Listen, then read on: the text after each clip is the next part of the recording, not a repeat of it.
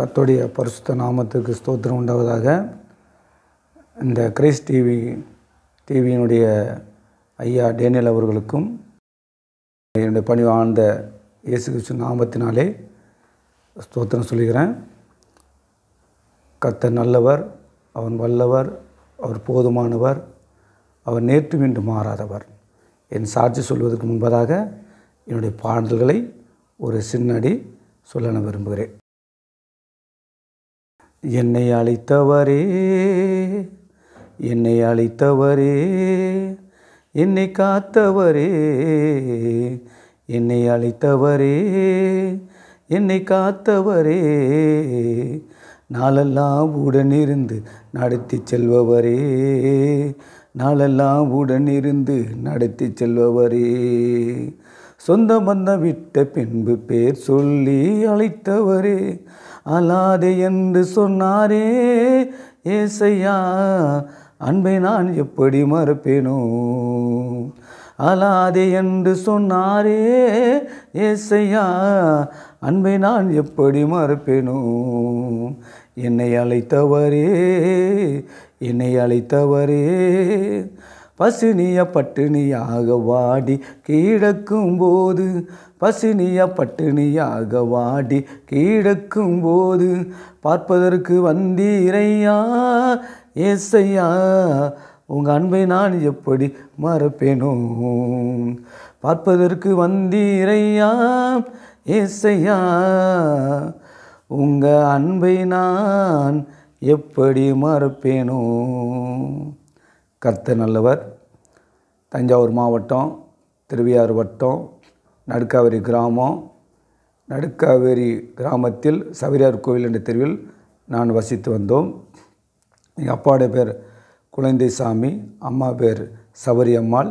எனக்கு 3 சகோதரிகள், நான் ஒருவர் மாத்திரம்தான். ஆனாலும் எங்கள் அப்பாவுடைய தொழில் விவசாயம்.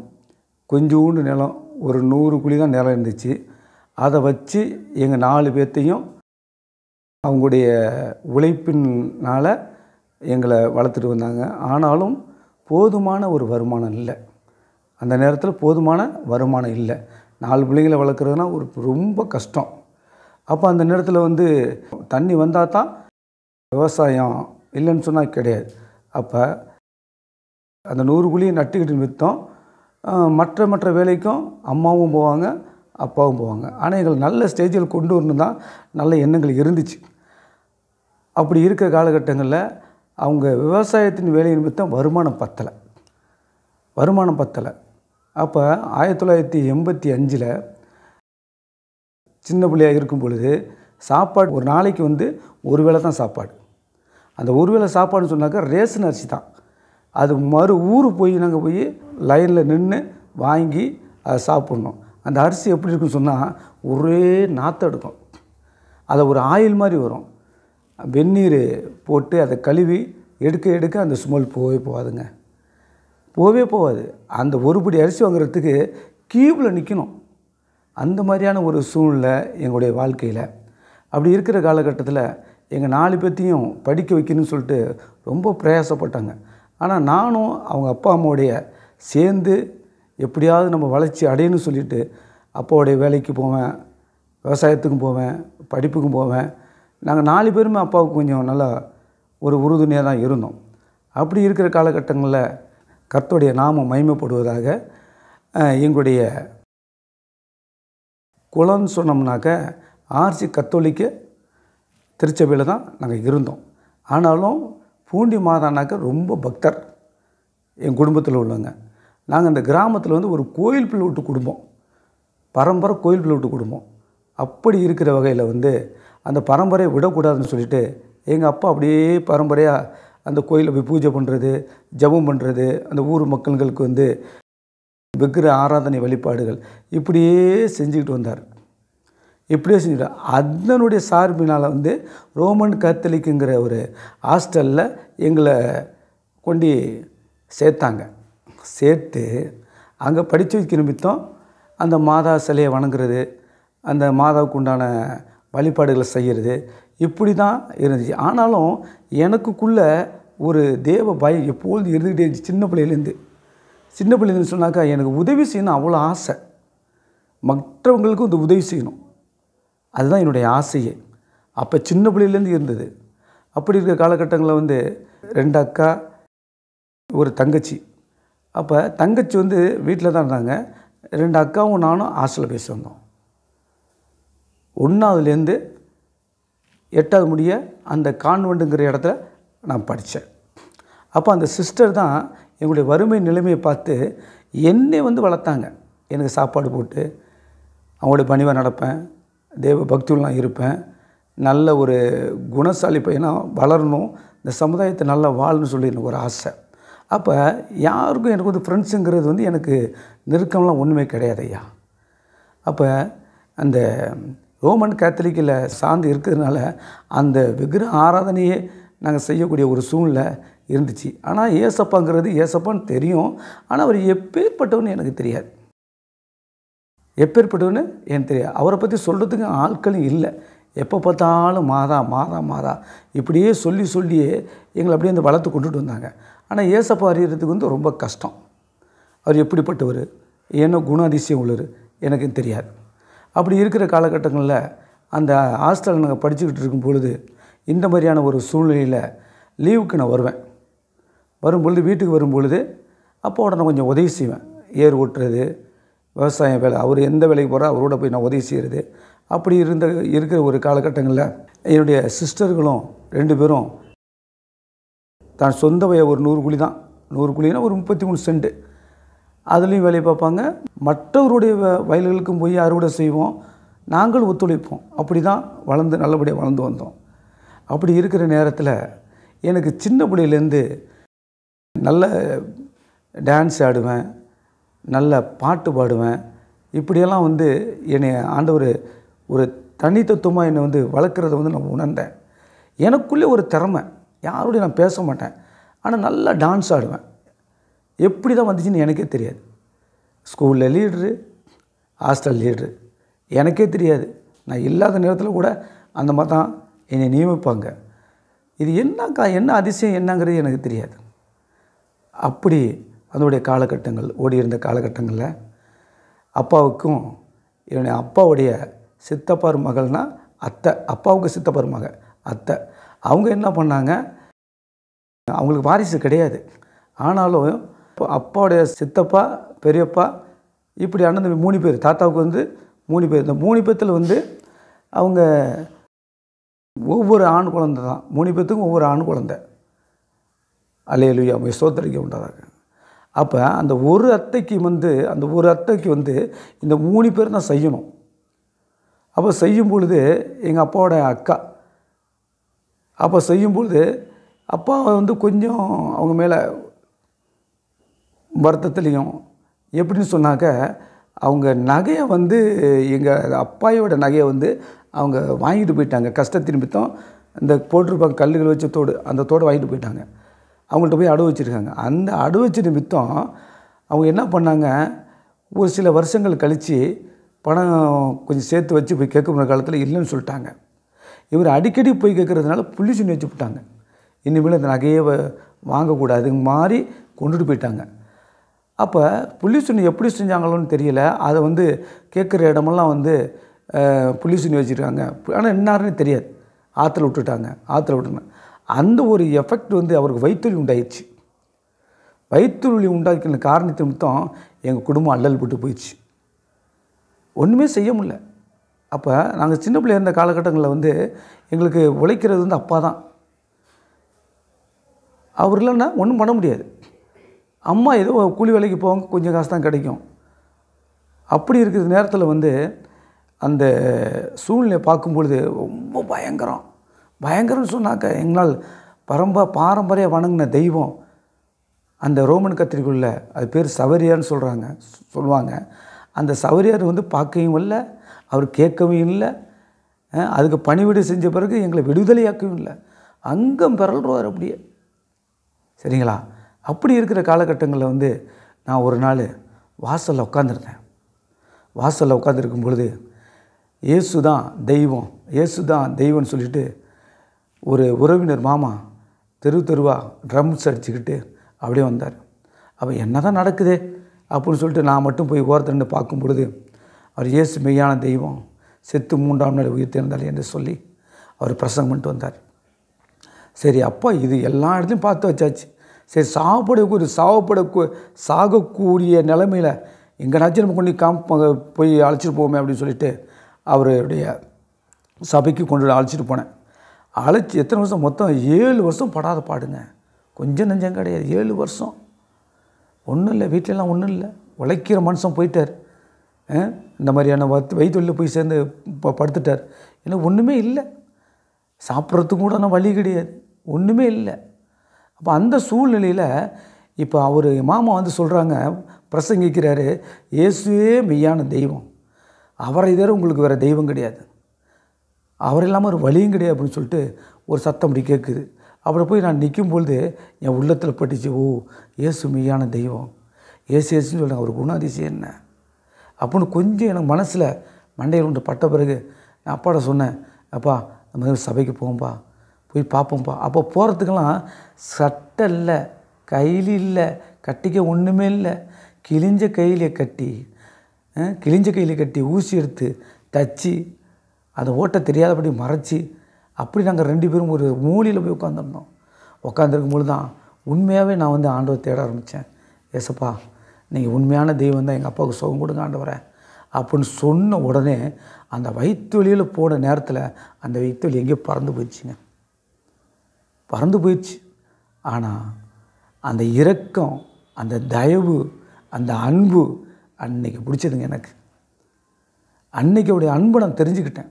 எங்கள் அப்பாவுக்கு சுகம் கொடுத்தார் இயேசு, அவர் தாங்க உண்மையான தெய்வம்னு சொல்லிட்டு எல்லாம் அந்த கோயிலுக்கு போன அந்த விக்கிரக ஆராதனை போக்குவரத்து எல்லாமே நாங்கள் போகிறதே கிடையாது. ஊரை விட்டோம், ஊரில் வந்து சொல்லியாச்சு நாங்கள் அந்த வேலை செய்ய மாட்டோம்னு சொல்லிட்டு. அதை விட்டு நாங்கள் பிரிஞ்சு நம்ம சபைக்கே போய் ஆரம்பிச்சிட்டோம். ஏன்னா பரம்பரையை நாங்கள் செஞ்ச குடும்பம் அது. வருஷம் எங்களை தான் நியமிப்பாங்க. ஆனால் அதனின் மித்தம் என் தேவனாகிய ஆண்டவர் என்னை தெரிந்து கொண்டார். நான் தெரிஞ்சுக்கல, அவர் என்னை தெரிந்து கொண்டார், எங்கள் அப்பாவை தெரிந்து கொண்டார், என் குடும்பத்தை தெரிந்து கொண்டார். அதன் வாயிலாகவே புதிய ஏற்பாடு படிக்க ஆரம்பித்தேன். புதிய ஏற்பாடு அது எப்பொழுதுமே எனக்கு புதிய ஏற்பாடு என் பக்கத்துலேயே இருக்கும். சினிமாவை பார்க்குறது கிடையாது, சின்ன பிள்ளை கூட இந்த சினிமா பார்க்குறது கிடையாது, அந்த சினிமா பாட்டும் கேட்குறது கிடையாது, அந்த இன்ட்ரெஸ்டே எனக்கு சுத்தமாக வராது. ஏன்னா நம்ம அப்பாவுக்கு உயிர் கொடுத்துட்டாரே, இதெல்லாம் நமக்கு பெருசாக தன்னைத்தானே ஒரு வெறுப்பு வந்துச்சு. அப்போ கொஞ்சம் கொஞ்சமாக அந்த புதிய ஏற்பாடு காணாமல் ஊரில் போனார், கல்யாணத்துக்கு போனார், திராட்சரசத்தை தண்ணீரை மாற்றினான்னு சொல்லி அந்த மாதிரி ஒரு கதையெல்லாம் படிக்கும்போது எனக்கு ஆச்சரியமாக இருந்துச்சு. இப்படியும் ஏசப்பா இருக்கிறாரா, நம்ம கேட்டால் ஏன் தரமாட்டார் அப்படின்னு சொல்லிட்டு கொஞ்சம் கொஞ்சமாக நான் பைபிள் படிக்க ஆரம்பித்தேன். நான் படிக்கிறதுக்கு முன்னாடி அந்த பைபிளை தான் முன்னாடி எடுத்து படிப்பேன். எங்கே போனாலும் சரி என்னை அறியாமல் இந்த தெய்வகுமார் எங்கன்னு என்னை கூப்பிடுவாங்க. நான் பைபிள் படிக்க அந்த புதிய ஏற்பாடு படிக்க ஆரம்பித்தது காலம் முதல்லேருந்து இன்னைய வரைக்கும் என் தேவனை கர்த்தர் என்னோடு இருக்கிறார். அப்படி காலங்கள் ஓடிக்கிட்டே இருந்துச்சு. அப்போ 1ஆவதுலேருந்து 8ஆவது வரைக்கும் அந்த கான்வென்ட்டில் படிக்கும் பொழுது அந்த பைபிளும் புதிய ஏற்பாடும் படிப்பேன். ஆனாலும் அந்த ஆர்ச்சிக்கும் போவேன். சரிங்களா? ஏன்னா விட மாட்டாங்க. ஏன்னா ஆர்ச்சியில் இருக்கிறதுனால அவங்க கோட்பாடு தான் இருக்குதுன்னு சொல்லிட்டு அவங்க பண்ணுவாங்க. ஆனாலும் நான் தெரியாமல் பைபிள் படிப்பேன். பைபிள்னு சொன்னால் புதிய ஏற்பாடு தான். எனக்கு ஏதாவது ஒரு மனசு கஷ்டம்னா அந்த புதிய ஏற்பாடு எடுத்து படிப்பேன், முட்டி போடுவேன், ஜெபம் பண்ணுவேன். தன்னைத்தானே அறியாமல் அந்த செயல் வருங்க. ஆனாலும் எனக்குள்ளே ஒரு இயேசுவா ஜீவிக்கிறாங்கிறது எனக்கு தெரியவே தெரியாது. அப்போ இப்படி இருக்கிற காலகட்டங்களில் என்னை தேடி உதவிகள் தன்னால் வர ஆரம்பிச்சிச்சு. அப்போ நான் எல்லாருடைய இளைஞர் பிள்ளைங்களுக்கெல்லாம் ஒரு முன்னோடியாக இருக்கணும், நல்ல பிள்ளையாக இருக்கணும், நல்ல புத்திசாலியாக இருக்குன்னு சொல்லிட்டு என் உள்ளத்திலே ஒரு உணர்வு கிடச்சிச்சு. அப்போ அதன்படி நான் பிடிச்சி போகும்போது என்னைத்தானே நான் ஒரு டைம் டேபிள் போட்டுக்குவேன். எப்படின்னு சொன்னால் காலையில் 4 மணிக்கு எழுந்திரிச்சின்னு சொன்னால் 4 to 6, அந்த 4 to 6 வந்து படிக்கிற நேரம். சரிங்களா? அந்த படிக்கிற நேரத்துக்கு முன்னாடி ஏசப்பா எனக்கு எப்படியாவது புத்தியை கொடுங்க, ஆண்டவரே ஞானத்தை கொடுங்க, அறிவை கொடுங்க, அப்பா அம்மாவை காப்பாற்றுங்க அப்படின்னு சொல்லிவிட்டு அப்படி படிக்க ஆரம்பிப்பேன். அதுதான் உண்மை. அப்படி படிக்கும் பொழுது கர்த்தர் என் கூடவே இருந்து அவர் உணர்த்தினார். கொஞ்சம் கொஞ்சம் உணர்றதை நான் உணர்ந்தேன். என்ன உணர்ந்தேன்னு சொன்னாக்க, அவர் உயிரோடு இருக்கிறது வந்து நான் என்ன ஜெபம் கேட்குறேனோ அது அப்படியே எங்களுடைய வாழ்க்கையிலையும் குடும்பத்துலேயும் நடக்கிறத நான் உணர்ந்தேன். அப்போ தான் அந்த வெளிப்பாடுன்னு எனக்கு தெரியாது. ஆனால் நான் சொன்னேன்னா நான் என் வாயில் வர்றது அது நடக்கிறது மாதிரியே இருக்கும். அங்கே போனால் அதே மாதிரி நடக்கும். அப்போ தீர்க்க தரிசனம் என்னான்னு தெரியாது, தரிசனம்னா என்னான்னு தெரியாது, இதெல்லாம் ஒன்றுமே தெரியாதுங்க. அப்படி தாங்க வளர்ந்து வந்துக்கிட்டு இருந்தேன். அப்படி இருக்கிற காலகட்டங்களில் நான் 1998 9th படிச்சுட்டு இருப்பேன். இப்போ 9th முடிச்சுட்டு 10th போகும்போது இன்னும் கொஞ்சம் ஆண்டவரை சபைக்கு போக ஆரம்பித்தேன். தனியாக தஞ்சாவூருக்கு வந்து அந்த கான்வென்ட்லேருந்து விட்டுட்டு வந்த பிறகு 9th 10th சேர்ந்து செய்யும்போது சபையில் கொஞ்சம் அட்டாச் இருந்துச்சு, போக ஆரம்பித்தேன். அப்போ ஆண்டவரை பற்றி நான் முழுமையாக அறிஞ்சிக்கிட்டேன். அதுலேருந்து நாங்கள் போகிறதே கிடையாது. அந்த கான்வென்ட்லுடைய அந்த கட்டுகளிலிருந்து கர்த்தர் என்னை விடுதலையாக்கினார். அப்படி படிக்கும்பொழுது என்னுடைய 10th வந்து நான் சவால் எடுத்தேன். ஆண்டவரே, நீங்கள் என்னோட இருக்கீங்க ஆண்டவரே, எனக்கு ஒன்றும் தெரியாது, அந்த உலகத்தை பற்றி ஒன்றும் தெரியாது. அப்பா விவசாயம், அம்மா விவசாயம், ஒரு வேளை சாப்பிட்றது கூட எங்களுக்கு தகுதி இல்லை. அந்த ஒரு வேளை சாப்பிட்ற அரிசி கூட அது நாற்று மாதிரி இருக்கும். அதை கழுவி அதை சுத்தம் பண்ணி மறுபடியும் அது சமைச்சு எடுத்தால் கூட அதை சாப்பாட்டு அந்த ஸ்மெல் வரும். அப்படிப்பட்ட சூழ்நிலை தான் நான் வளர்ந்தது கால நிமித்தம். அப்பா என்ன பண்ணுவார், கொஞ்சம் விவசாய வேலை நிமித்தம் கொஞ்சம் தண்ணி அடிப்பார்னா சாராயம் குடி பார்ப்பேலாம். சாராயம் தான் அதிகம். அப்போ அடிச்சுட்டு வந்து என்ன பண்ணுவார்னா எங்களை வைவார், அம்மா வைவார், அப்பா என்ன தான் பேசுவான்னு எனக்கே தெரியாது. எனக்கு அதனால தான் கொஞ்சம் வெறுப்பு வரும். இல்லை வேறு ஒன்றும் கிடையாது. நல்ல பாசக்காரர், நல்ல அன்பு உள்ளவர். நான் எங்கே போனாலும் எனக்குன்னு தனியாக ஒரு மடியில் தீனி வாங்கிட்டு வருவார். ரொம்ப அன்பு உள்ளவர். ஆனால் அன்பு உள்ளவர் என்ன பண்ணுவார்னு சொன்னாக்க, அவர் என்ன செய்வார்னு அவருக்கே தெரியலை. அப்போ அப்பாவை தான் ஆண்டவர் வந்து ஊழியக்காரனை தேர்ந்தெடுத்துருக்கிறார். ஆனால் அவருக்கு புரியல, அவரை வழி நடத்துக்கு ஆள் இல்லை. அதனால தான் வேண்டிய மறுபடியும் அவர் ஒரு தீமையான நிலைமையில் உழுவுறதுக்கு உண்டான வாய்ப்புகள் அவருக்கு கிடச்சிச்சு. அப்போ நான் சொல்லுவேன், எப்பா நம்ம போய் ஞானஸ்தானம் எடுத்துட்டோம்ப்பா, அதெல்லாம் அடிக்கக்கூடாதுப்பா, போகக்கூடாதுப்பா, வரக்கூடாதுப்பான்னு சொன்னால் கூட எப்படியா என் உடம்புலி குடிக்காம போகிறேன்ப்பா அப்படின்னு சொல்லி என்ன பண்ணுவார், குடிக்க ஆரம்பிச்சிட்டு வந்து என்னை அடிப்பார், அம்மாவை அடிப்பார், அக்கா தங்கச்சி அடிப்பார். இப்படியெல்லாம் கொஞ்சம் பல கலாட்டெல்லாம் பண்ணுவார். அப்படியேப்பட்ட மனுஷன். ஆளை பார்த்திங்கன்னா ஒரு 4 அடி தான் இருப்பார். ஆனால் சத்தம் போட்டார்னா உலகம் முழுசும் கேட்கும். அல்லேலூயா. அப்படியேப்பட்ட மனுஷன் கர்த்தர் பாருங்கள், அவருக்கு ஏசப்பாவுக்கு வந்துட்டு கீழ்ப்படியாதனால அதுலேருந்து ஆண்டவர் எண்ணெய் எடுத்து பயன்படுத்த ஆரம்பிச்சிட்டார். எப்படின்னா தேவனுடைய அன்புக்கு ரொம்ப அடி பண்ணுவேன் நான். அன்புனா யார் எது சொன்னாலும் அது கேட்பேன். ஒரு கீழ்ப்படிதல், ஒரு அன்பு பாசம், இப்படி பேசுவேன். அப்படியேப்பட்ட ஒரு என் உள்ளத்தில் வந்து தன்னை தெரியாமே அது உதிச்சு வந்ததுன்னு தான் சொல்ல முடியும். ஏன்னா கர்த்தர் வழி நடத்துகிறாங்கிறது வந்து நான் பின்னாடி தான் உணர்ந்தேன். மனுஷன் யாரை புத்தி சொன்னால் எனக்கு பிடிக்காது, சுத்தம் பிடிக்காது. ஆனால் ஏசப்பா அந்த பைபிள் அந்த புதிய ஏற்பாடு எடுத்து நான் படிக்கும் பொழுது எவ்வளோ சந்தோஷமாக இருக்குன்னு தெரியுங்களா? அவ்வளோ சந்தோஷமாக இருக்கும் எனக்கு. சரிங்களா? அப்படியா போய்ட்டு ஆண்டவர் சொல்கிறார், பக்தி உள்ளவன் வந்து அவருக்காக தேர்ந்தெடுத்தாங்கிறது என்ன பெரிய பிள்ளை ஆன பிறகு தான் தெரிஞ்சுக்கிட்டேன். அப்போ என்னை வந்து தாயின் கருவிலே என்னை தேர்ந்தெடுக்கிறார்.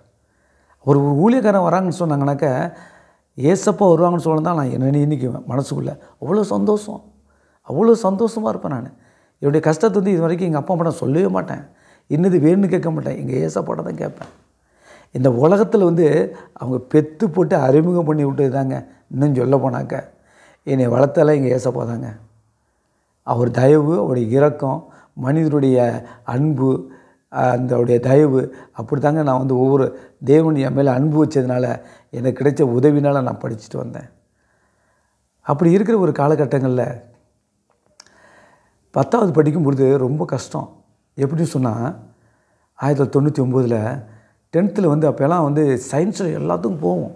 சயின்ஸில் போணுச்சுன்னு சொன்னால் ஒரு மார்க்கில் போயிடும். ரொம்ப சயின்ஸு தான் ரொம்ப கடுமை. அப்போ நான் காலைல என்ன பண்ணுவேன், ஏந்திரிச்சு ஏசப்பா இந்த சயின்ஸில் எல்லோரும் ஃபெயில் ஆகிறாங்கண்டவரை, நாங்கள் எப்படியாவது பாஸ் ஆகணும் ராஜா, என்னை எடுத்து நீங்கள் பயன்படுத்தான்னு சொல்லும்போது அந்த சயின்ஸில் வந்து ஒரு வெறிதான் எனக்கு வந்துச்சு. எப்படியாவது நம்ம படித்து பாஸ் பண்ணணும், நம்ம வந்து எப்படியாவது அந்த சயின்ஸில் பாஸ் பண்ணிடணும் அப்படி ஒரு வைராக்கியம் உள்ளது. எனக்கு சப்ஜெக்ட் வந்து சயின்ஸ் தான். எது கடினமாக இருக்கோ அதுதான் நான் முக்கியத்துவமாக எடுத்துக்கிட்டேன் பிள்ளைகளை.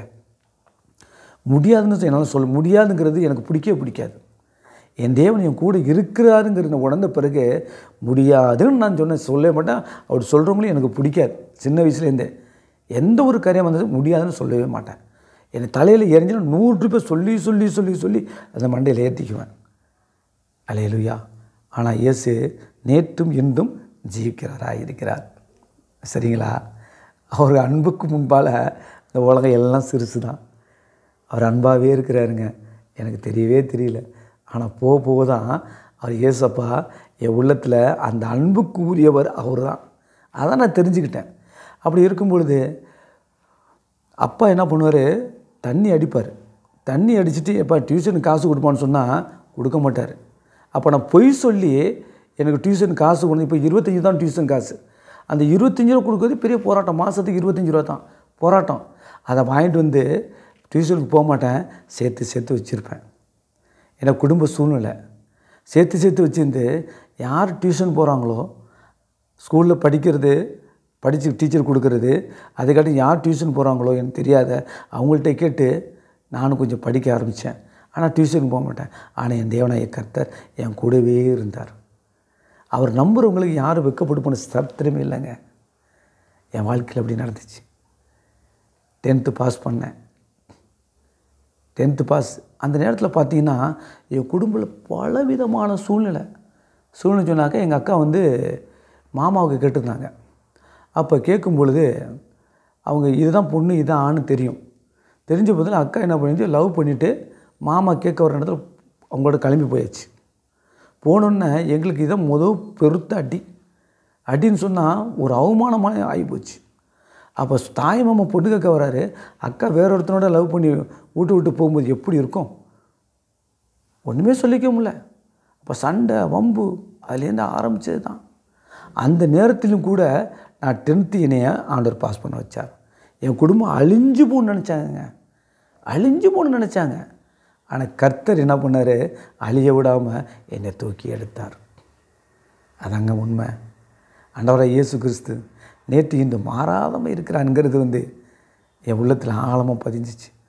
அப்போ 10th முடிச்சு நான் வெளியில் வந்த பிறகு +1 என்ன பண்ணேன், அப்போ கர்த்தருடைய நாமம் மகிமைப்படுவதாக ஹாஸ்டல்லையும் லீட்ரு, ஸ்கூல்லையும் லீட்ரு. நான் இல்லாத பொழுதே என்னை வந்து ஒரு லீடுன்னு சொல்லி நியமித்தாங்க. எனக்கு ஆச்சரியம் எப்படின்னு. ஆனால் என்னோடய நோக்கம் என்னென்னா 10th பாஸ் பண்ண பிறகு ஆர்மிக்கு போகணுன்னு ஆசை. குடும்ப வறுமை, எப்படியாவது போய் சேர்ந்துருந்தியா ஆர்மியில், அதுதான் நமக்கு அப்படின்னு சொல்லிட்டு வெறித்தனமாக அந்த 10th படிக்கும்போது ரன்னிங்கில் ஓடியாருவேன். எங்கெங்கே ஆள் எடுக்கிறாங்களோ அங்கங்கெல்லாம் போவேன்.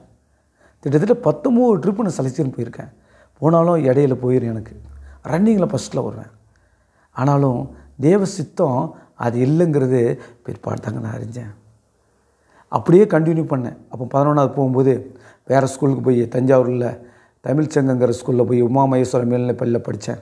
அப்போ +1 படிக்கும்பொழுது அங்கே எங்களுடைய ராஜா ஸ்கூலில் படித்த ஹெட்மாஸ்டர் என்ன சொன்னார், நீங்கள் தான் படிக்கணும், நீ ஒழுக்கமுள்ள பையன், நீங்கள் தான் இருக்கணும், என் ஸ்கூலுக்கு வந்து பெருமை வாங்கி கொடுக்குன்னு சொன்னார்.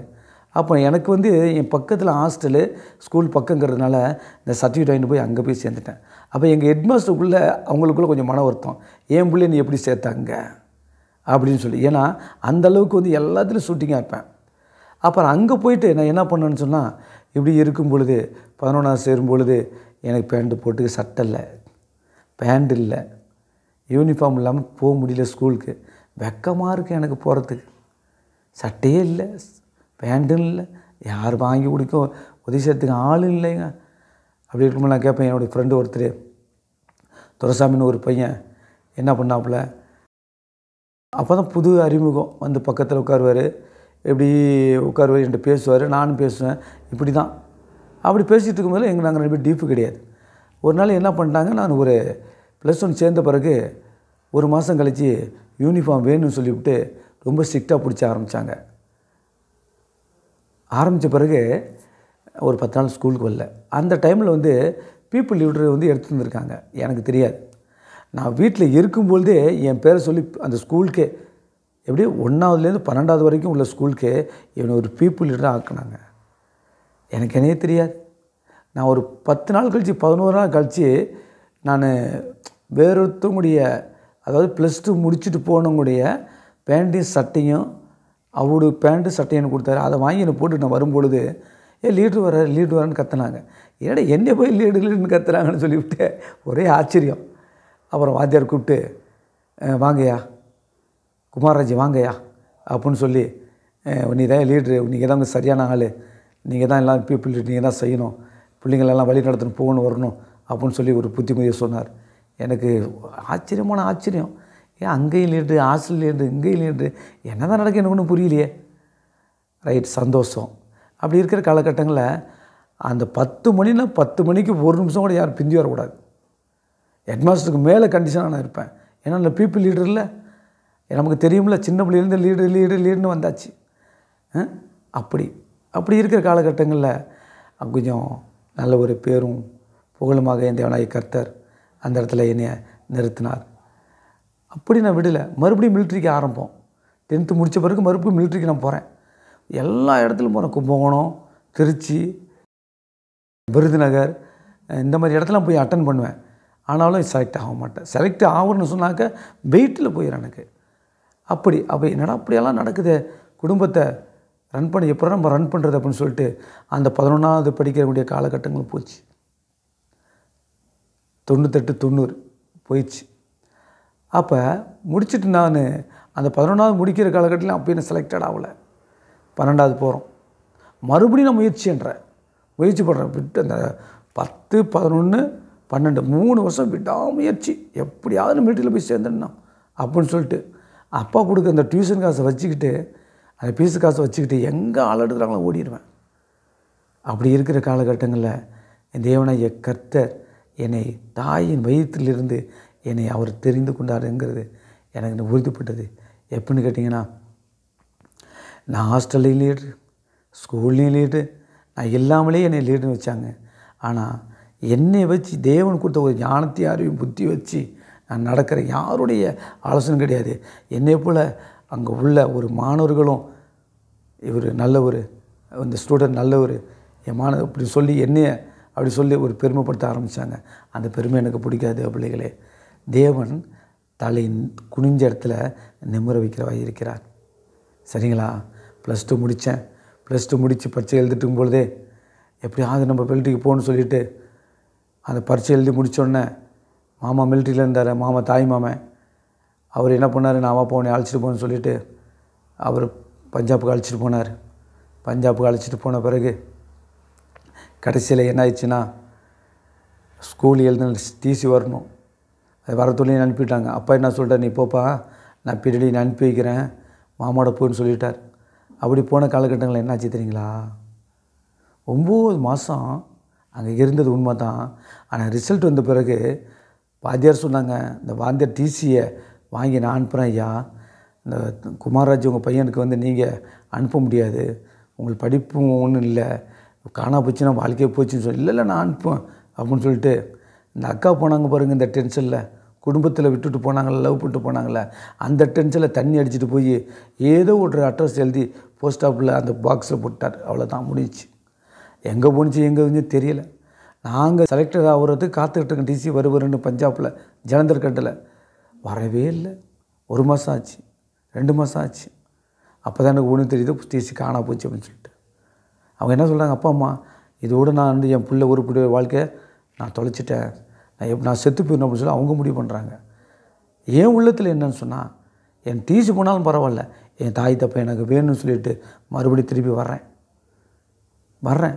அப்போ வரும்போது எங்கள் மாமா என்ன பண்ணார்னா, ஜலந்தர்கண்ட டெல்லியிலேருந்து 360 கிலோமீட்ரு, அங்கேருந்து நான் தமிழ்நாட்டுக்கு தஞ்சாவூருக்கு வரணும்னு சொன்னால் எனக்கு எவ்வளோ காசு ஆகும்?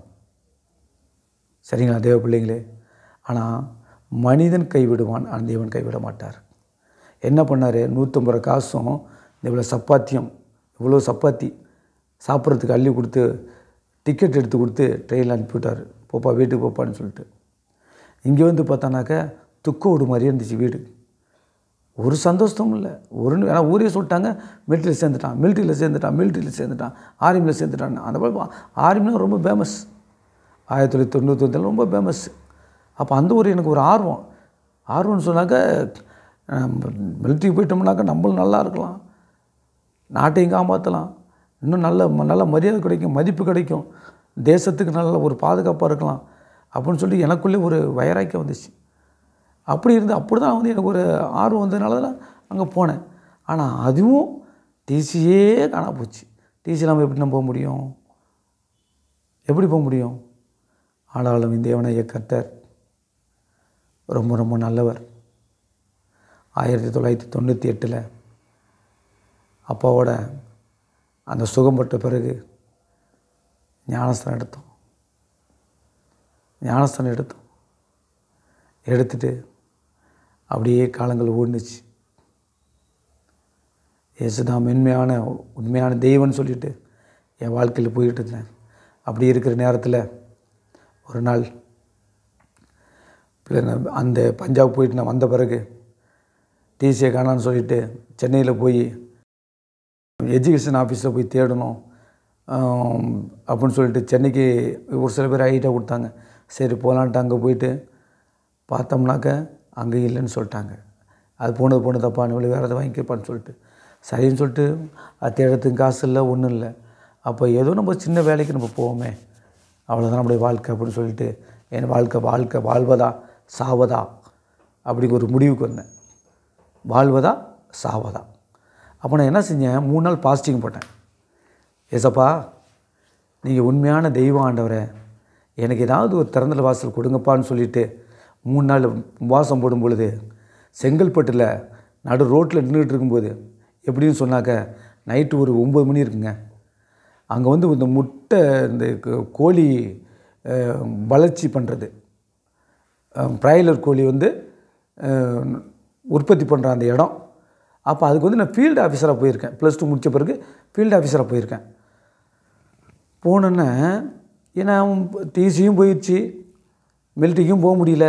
அப்போ இதனாலும் பார்ப்போன்னு சொல்லிட்டு அந்த பஞ்சாபில் இருந்த ஒரு எப்படி சொல்கிறேன்னா ஒரு அதிகாரி ஒரு தொடர்பு எனக்கு கிடச்சிச்சு. அவர் மூலயமா மறுபடியும் இங்கே சென்னைக்கு வந்து அவங்க ஃப்ரெண்ட்ஸை நான் பார்க்கும்பொழுது அந்த வேலையை எனக்கு கொடுத்தாரு. ஃபீல்டு ஆஃபீஸர் நீங்கள் இருப்பா அப்படின்னு சொல்லிட்டு. அப்போ கொஞ்சம் ரூபானாக்க 14 ரூபா 15 ரூபா தான் ஒரு நாளைக்கு சம்பளம் எனக்கு. அப்படி இருக்கும்போது தனிமையாக இருக்கும்பொழுது 3 நாள் பாஸ்டிங் போட்டு ஜெபம் பண்ண, ஏசப்பா நீ எப்படியா எனக்கு உதவி செய்யுங்க ஆண்டவரே, உங்கள்கிட்ட எனக்கு யாரும் கிடையாது ராஜா. 3 நாள் பாஸ்டிங் போட்டேன்.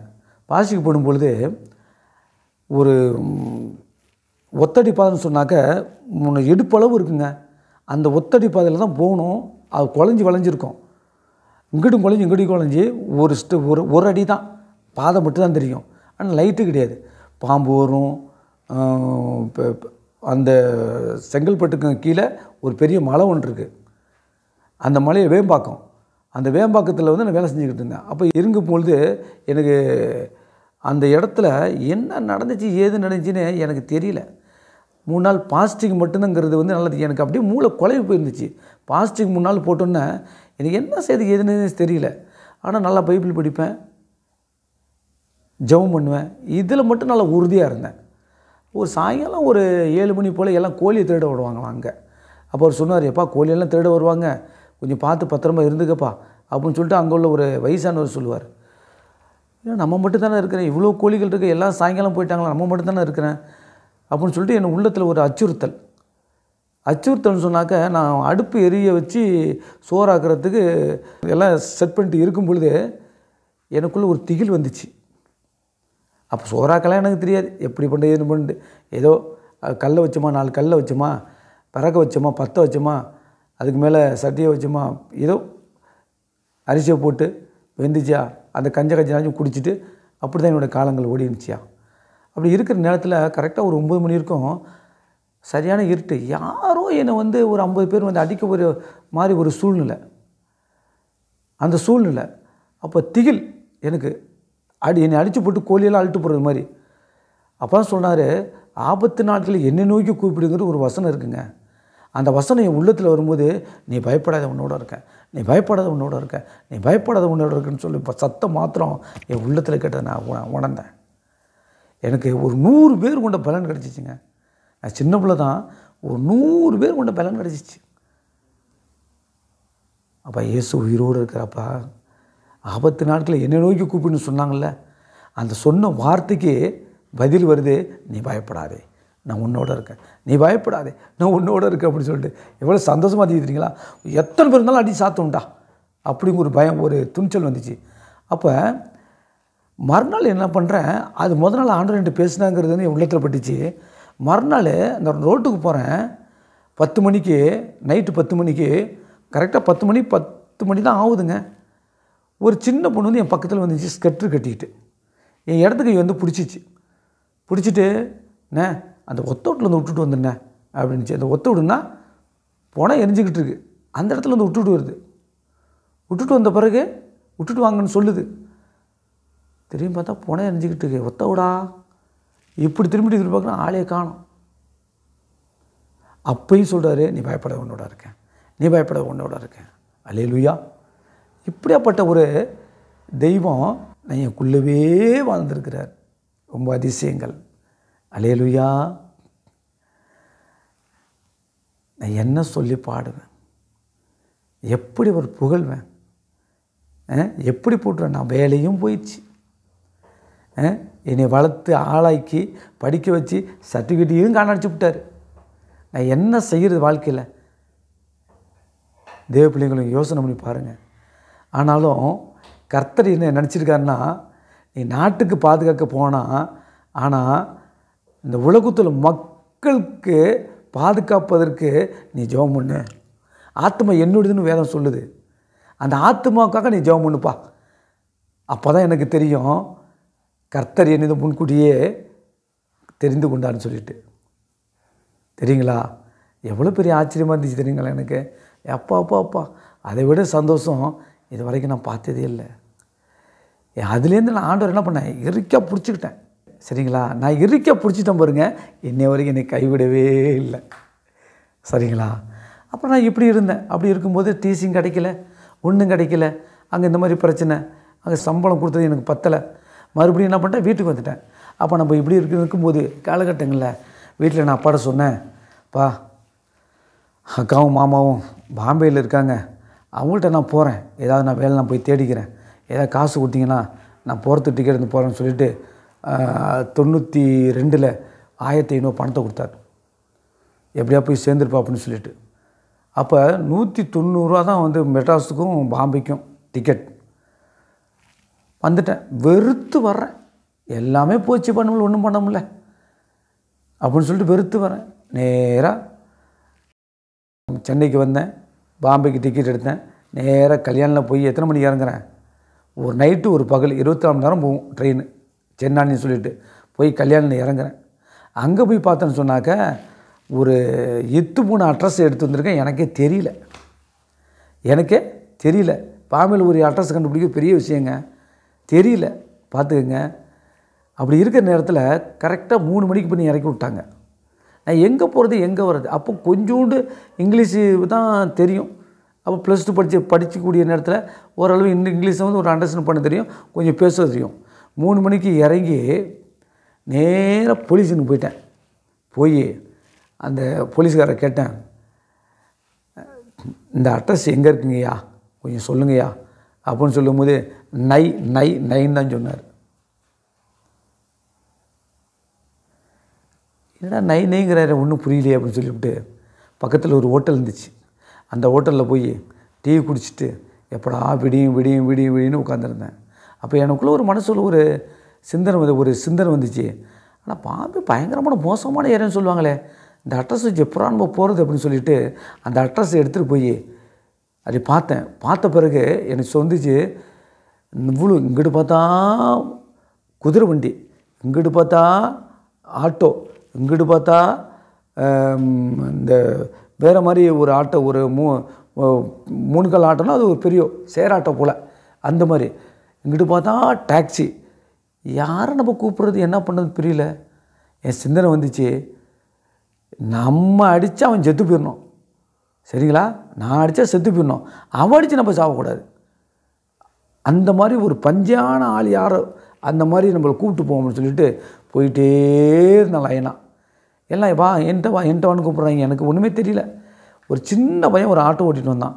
அவனை கூப்பிட்டு இந்த அட்ரஸை காமிச்சு நான் சொன்னேன், இந்த அட்ரஸில் கொண்டு போய் நீ விட்டியன்னா காலை ட்ரிப்பு உனக்கு 60 ரூபா தரேன், இல்லைன்னு சொன்னால் திருப்பி இங்கேயோ கொண்டு அதை விட்டுருணும் அப்படின்னு அந்த பையன்கிட்ட சொல்லும்போது, okay you come sit down அப்படின்னு சொல்லிட்டு என்னை கூப்பிட்டு ஆட்டோவில் உட்காரிச்சு நேராக அழைச்சிட்டு போனான்.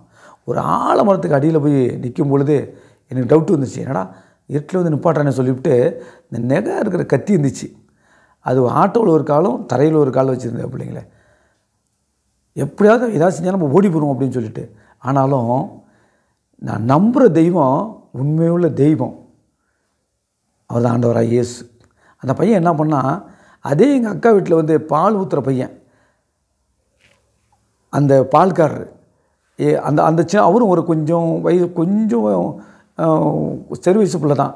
நாங்கள் 3 பேருமே கொஞ்சம் சர்வீஸ் பிள்ளை தான். இந்த பையன் போய் அந்த பால்கார்ட்ட கேட்குறான், ஐயா இந்த அட்ரஸ் எங்கே இருக்குன்னு சொல்லிட்டு. இப்போ தான் அவங்களுக்கு நான் பால் ஊற்றிட்டு வந்தேன்ப்பா, அந்த வீடு அங்கே தான் இருக்குன்னு சொல்லிட்டார். சொன்னோன்னே சரின்னு சொல்லிட்டு நேராக ஆட்டோவில் கொஞ்சம் என்னை கொஞ்சம் அழைச்சிட்டு போனேன்.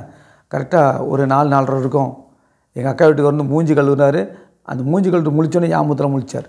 அப்பா கொண்டாந்து சேர்த்துட்டேன் பார்த்தீங்களா, முகவரி தெரியாமல் அட்ரஸ் தெரியாமல் கரெக்டாக போக வேண்டிய இடத்துல என் தேவனாய் கர்த்தர் போய் சேர்த்தார். அல்லேலூயா. அப்படி சேர்க்கும் பொழுது அவர் தகைச்சு போயிட்டார். காலங்கள் ஓடுச்சு. எல்லா நிலவரத்தையும் சொன்னேன். சொல்லும் பொழுது சரி இங்கேயே ஏதாவது ஒரு வேலைகளை பார்த்துட்டு இப்படியே இருப்போமே பாம்பேயில் அப்படின்னு சொல்லிட்டு அப்படி இருக்கும் பொழுது அங்கே பார்த்தீங்கன்னா எங்கள் அக்கா வீட்டுக்காரரு பாம்பே எப்படியாப்பட்ட ஏரியான்னு உங்களுக்கும் தெரியும். அப்படி ஒரு துர்மார்க்கிற வழியில் போய்கிட்டு இருந்தார். தான் அக்காவுக்கே சாப்பாடு இல்லை, பெத்த பிள்ளைங்களுக்கு சாப்பாடு இல்லை. அப்போ 15,000 சம்பளம் வாங்கினார். 1992-93 15,000 சம்பார்த்தனை வாங்குறது டாட்டா கம்பெனியில். அதை கொண்டு வந்து என்ன சொல்கிறாருன்னா, நல்லா நீட்டாக செலவு பண்ணிக்கிட்டு பேசி தனத்தை பண்ணிவிட்டு பிள்ளைங்களுக்கும் பொண்டாட்டிக்கும் சோறு போட மாட்டார். இதை போய் நான் கண்ணால் பார்த்துட்டேன். அக்காவுக்கு நடந்த சம்பவத்தை 1 மாதம் இருந்த பிறகு எனக்கு மாமாவுக்கு சண்டை வந்த பிறகு இந்த மாதிரிலாம் இருக்கக்கூடாது, இப்படி தான் இருக்குன்னு சொல்லிவிட்டு நான் என்ன பண்ணேன், அக்காவையும் அக்கா பிள்ளைங்க அழைச்சி ஊருக்கு போங்க அப்படின்னு சொல்லி அவங்கள அனுப்பி விட்டுவிட்டு நானும் எங்கள் அக்கா வீட்டுக்காரரும் ஒரு தனி ரூம் எடுத்து இருக்கும்பொழுது எனக்குன்னு ஒரு வேறு வேலை தெரியுதில்லை. நான் பாட்டுக்கு போகிறேன், எங்கெங்கே கம்பெனிக்கு ஒரு வேலை தர்றது. அப்படி போகும்போது ஒரு சிந்திக்கார கம்பெனியில் போய் சேர்ந்தேன். சிந்திக்கார கம்பெனினா சுற்றுற சேரு. அப்படி சுற்றுற ஒரு சேரில் நான் சேரும் பொழுது எனக்கு நான் ஹெல்ப்பராக தான் சேர்ந்தேன். ஒரு வெல்டருக்கு 40 ரூபா அப்போலாம். எப்படியாவது வாழ்க்கையில் முன்னேறணுமே அப்படின்னு சொல்லிட்டு அப்போ என்னுடைய உற்சாகத்தையும் என் உழைப்பையும் போய் சேர்ந்து ஒரு 2 நாளுக்குள்ளே என்னுடைய ஆக்ஷன் எப்படி நான் உழைக்குவேன், எப்படி என்ன பண்ணுறேன் ஏது பண்ணுறேன்னு பார்த்து எனக்கு அவரே உட்காந்து வெல்டிங் வேலை சொல்லி கொடுத்தாரு. யார்? அந்த ஓனரே சொல்லி கொடுத்து ஒரு 6 மாதத்துக்குள்ளே ஓரளவு கொஞ்சம் நல்ல ஒரு வெல்டராக வந்த பிறகு நான் கொஞ்சம் சம்பளம் கொடுக்க ஆரம்பிச்சிட்டேன். அப்படி இருக்கிற நேரத்தில் தான் எனக்கு கல்யாணங்கிற ஒரு வருது. அப்போ தன்னுடைய அத்தை மோளை வந்து கட்டுன்னு சொல்லிட்டு அப்பா பிளானிங் பண்ணுறாரு. அந்த பொண்ணை என்ன பண்ணால் நான் பாம்பேக்கு போகும்போது வேணான்னு சொல்லிட்டேன். இந்த பொண்ணெல்லாம் வேண்டாம், எனக்கு என்னை ஆளை விட்டால் போதும், நான் எங்கேயாவது போய் பொழைச்சின்னு போயிட்டேன். ஆனால் இவங்க என்ன பண்ணிட்டாங்க, சொத்துக்கு ஆசைப்பட்டு அவங்கள்ட்ட ஒரு 10 மாடு நிலம் இருக்குது, அதுக்கு சொத்துக்கு ஆசைப்பட்டு நான் ஒரு பிள்ளை இருக்கேன், நல்லா ஷூட்டிங்காக இருக்கேன், நல்லா இருக்கேன், ஞானமாக இருக்கேன் அப்படின்னு சொல்லிவிட்டு எனக்கு தெரியாது எப்படி இருந்துச்சுன்னு தெரியும். அவங்க சொல்கிறாங்க அந்த மாதிரி என் பிள்ளை நீ தான் உன் மௌனு தான் கட்டுன்னு சொல்லிட்டு அந்த பிள்ளைய கொண்டு நம்ம வீட்டில் விட்டுட்டு போயிட்டாங்க. நீ கட்டு தான் கட்டு, நீ சாவடி தான் சாவடின்னு சொல்லிட்டு போயிட்டாங்க. என்ன பண்ணுறது, சொந்தக்காரங்களாச்சே, அப்பாவோட தங்கச்சி மலாச்சே, கட்டியாச்சுங்க. கட்டிட்டு ஆனாலும் அந்த இடத்துல பட்டப்பாடு கொஞ்சம் நெஞ்சம் கிடையாது. கட்டினது தான். அவங்க வீட்டில் போய் நான் சோறும் தின்னது கிடையாது, தண்ணி குடித்ததும் கிடையாது, இந்த வழி 2ஆவதுலேயும் 3ஆவதுலேயும் போனதும் கிடையாது. சரிங்களா? காலங்கள் ஓடுச்சு. என் பெரிய பையன் வயிற்றில் தரித்தான் கொண்டு வந்து நான் பாம்பேயில். அப்போ அந்த சமயத்தில் என்ன பண்ணால் அந்த கம்பெனி கிடச்சோன்னா என் ஃபேமிலியை நாங்கள் அங்கே போயிட்டோம். அங்கே என் குடும்பமே அங்கே போயிட்டேன். கல்யாணம் பண்ணி நான் அங்கேயே போயிட்டேன்.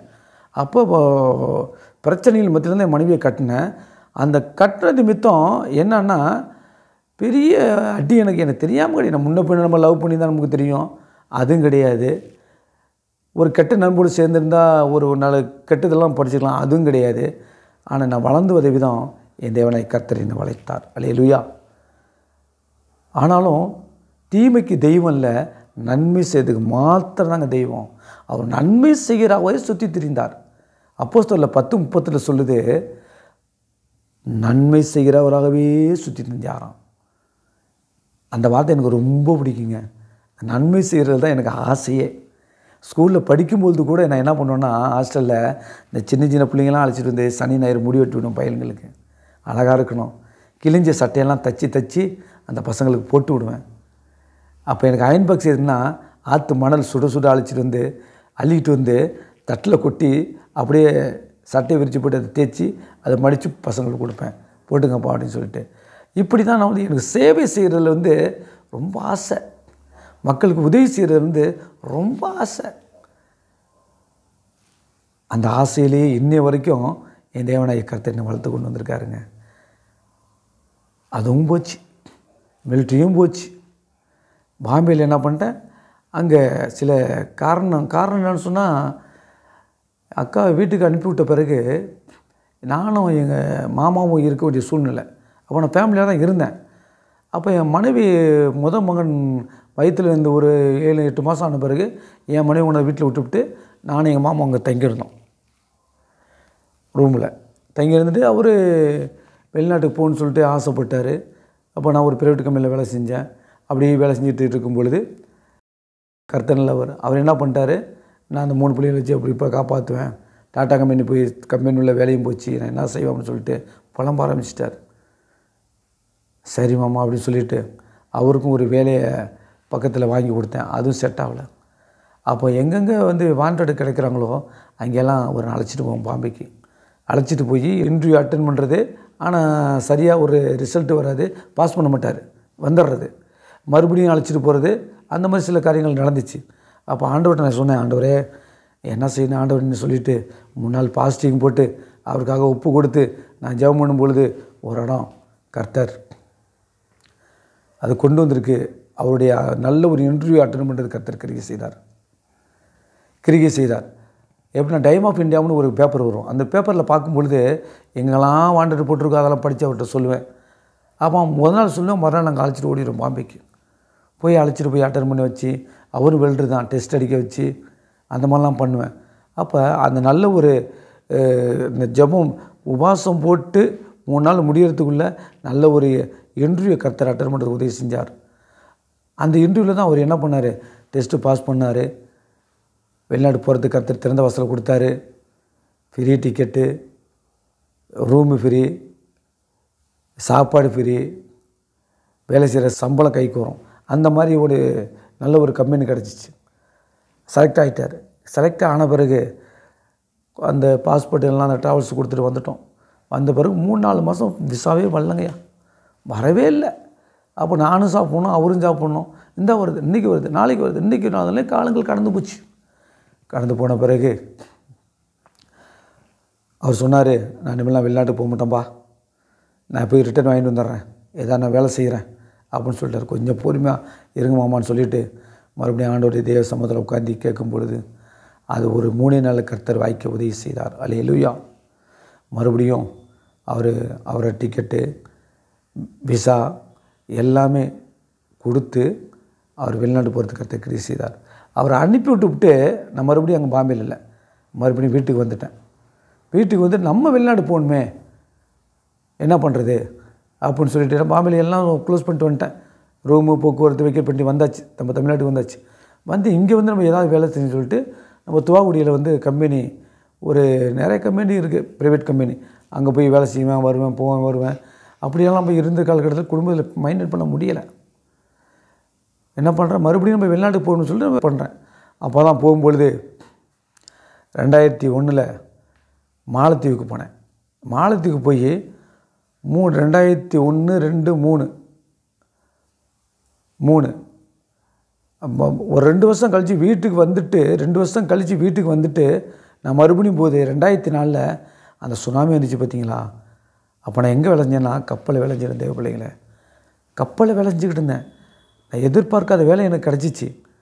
அப்போ கப்பலை வேலை செஞ்சுக்கிட்டு இருக்கிறது நிமித்தம் அந்த சுனாமி வருவதுக்கு முன்னாடியே ஒரு மாதம் நான் அழுதுகிட்டு இருக்கேன். எனக்கு ஏன் அழுவுன்னு எனக்கே தெரியல. காரணம் என்னன்னே தெரியல.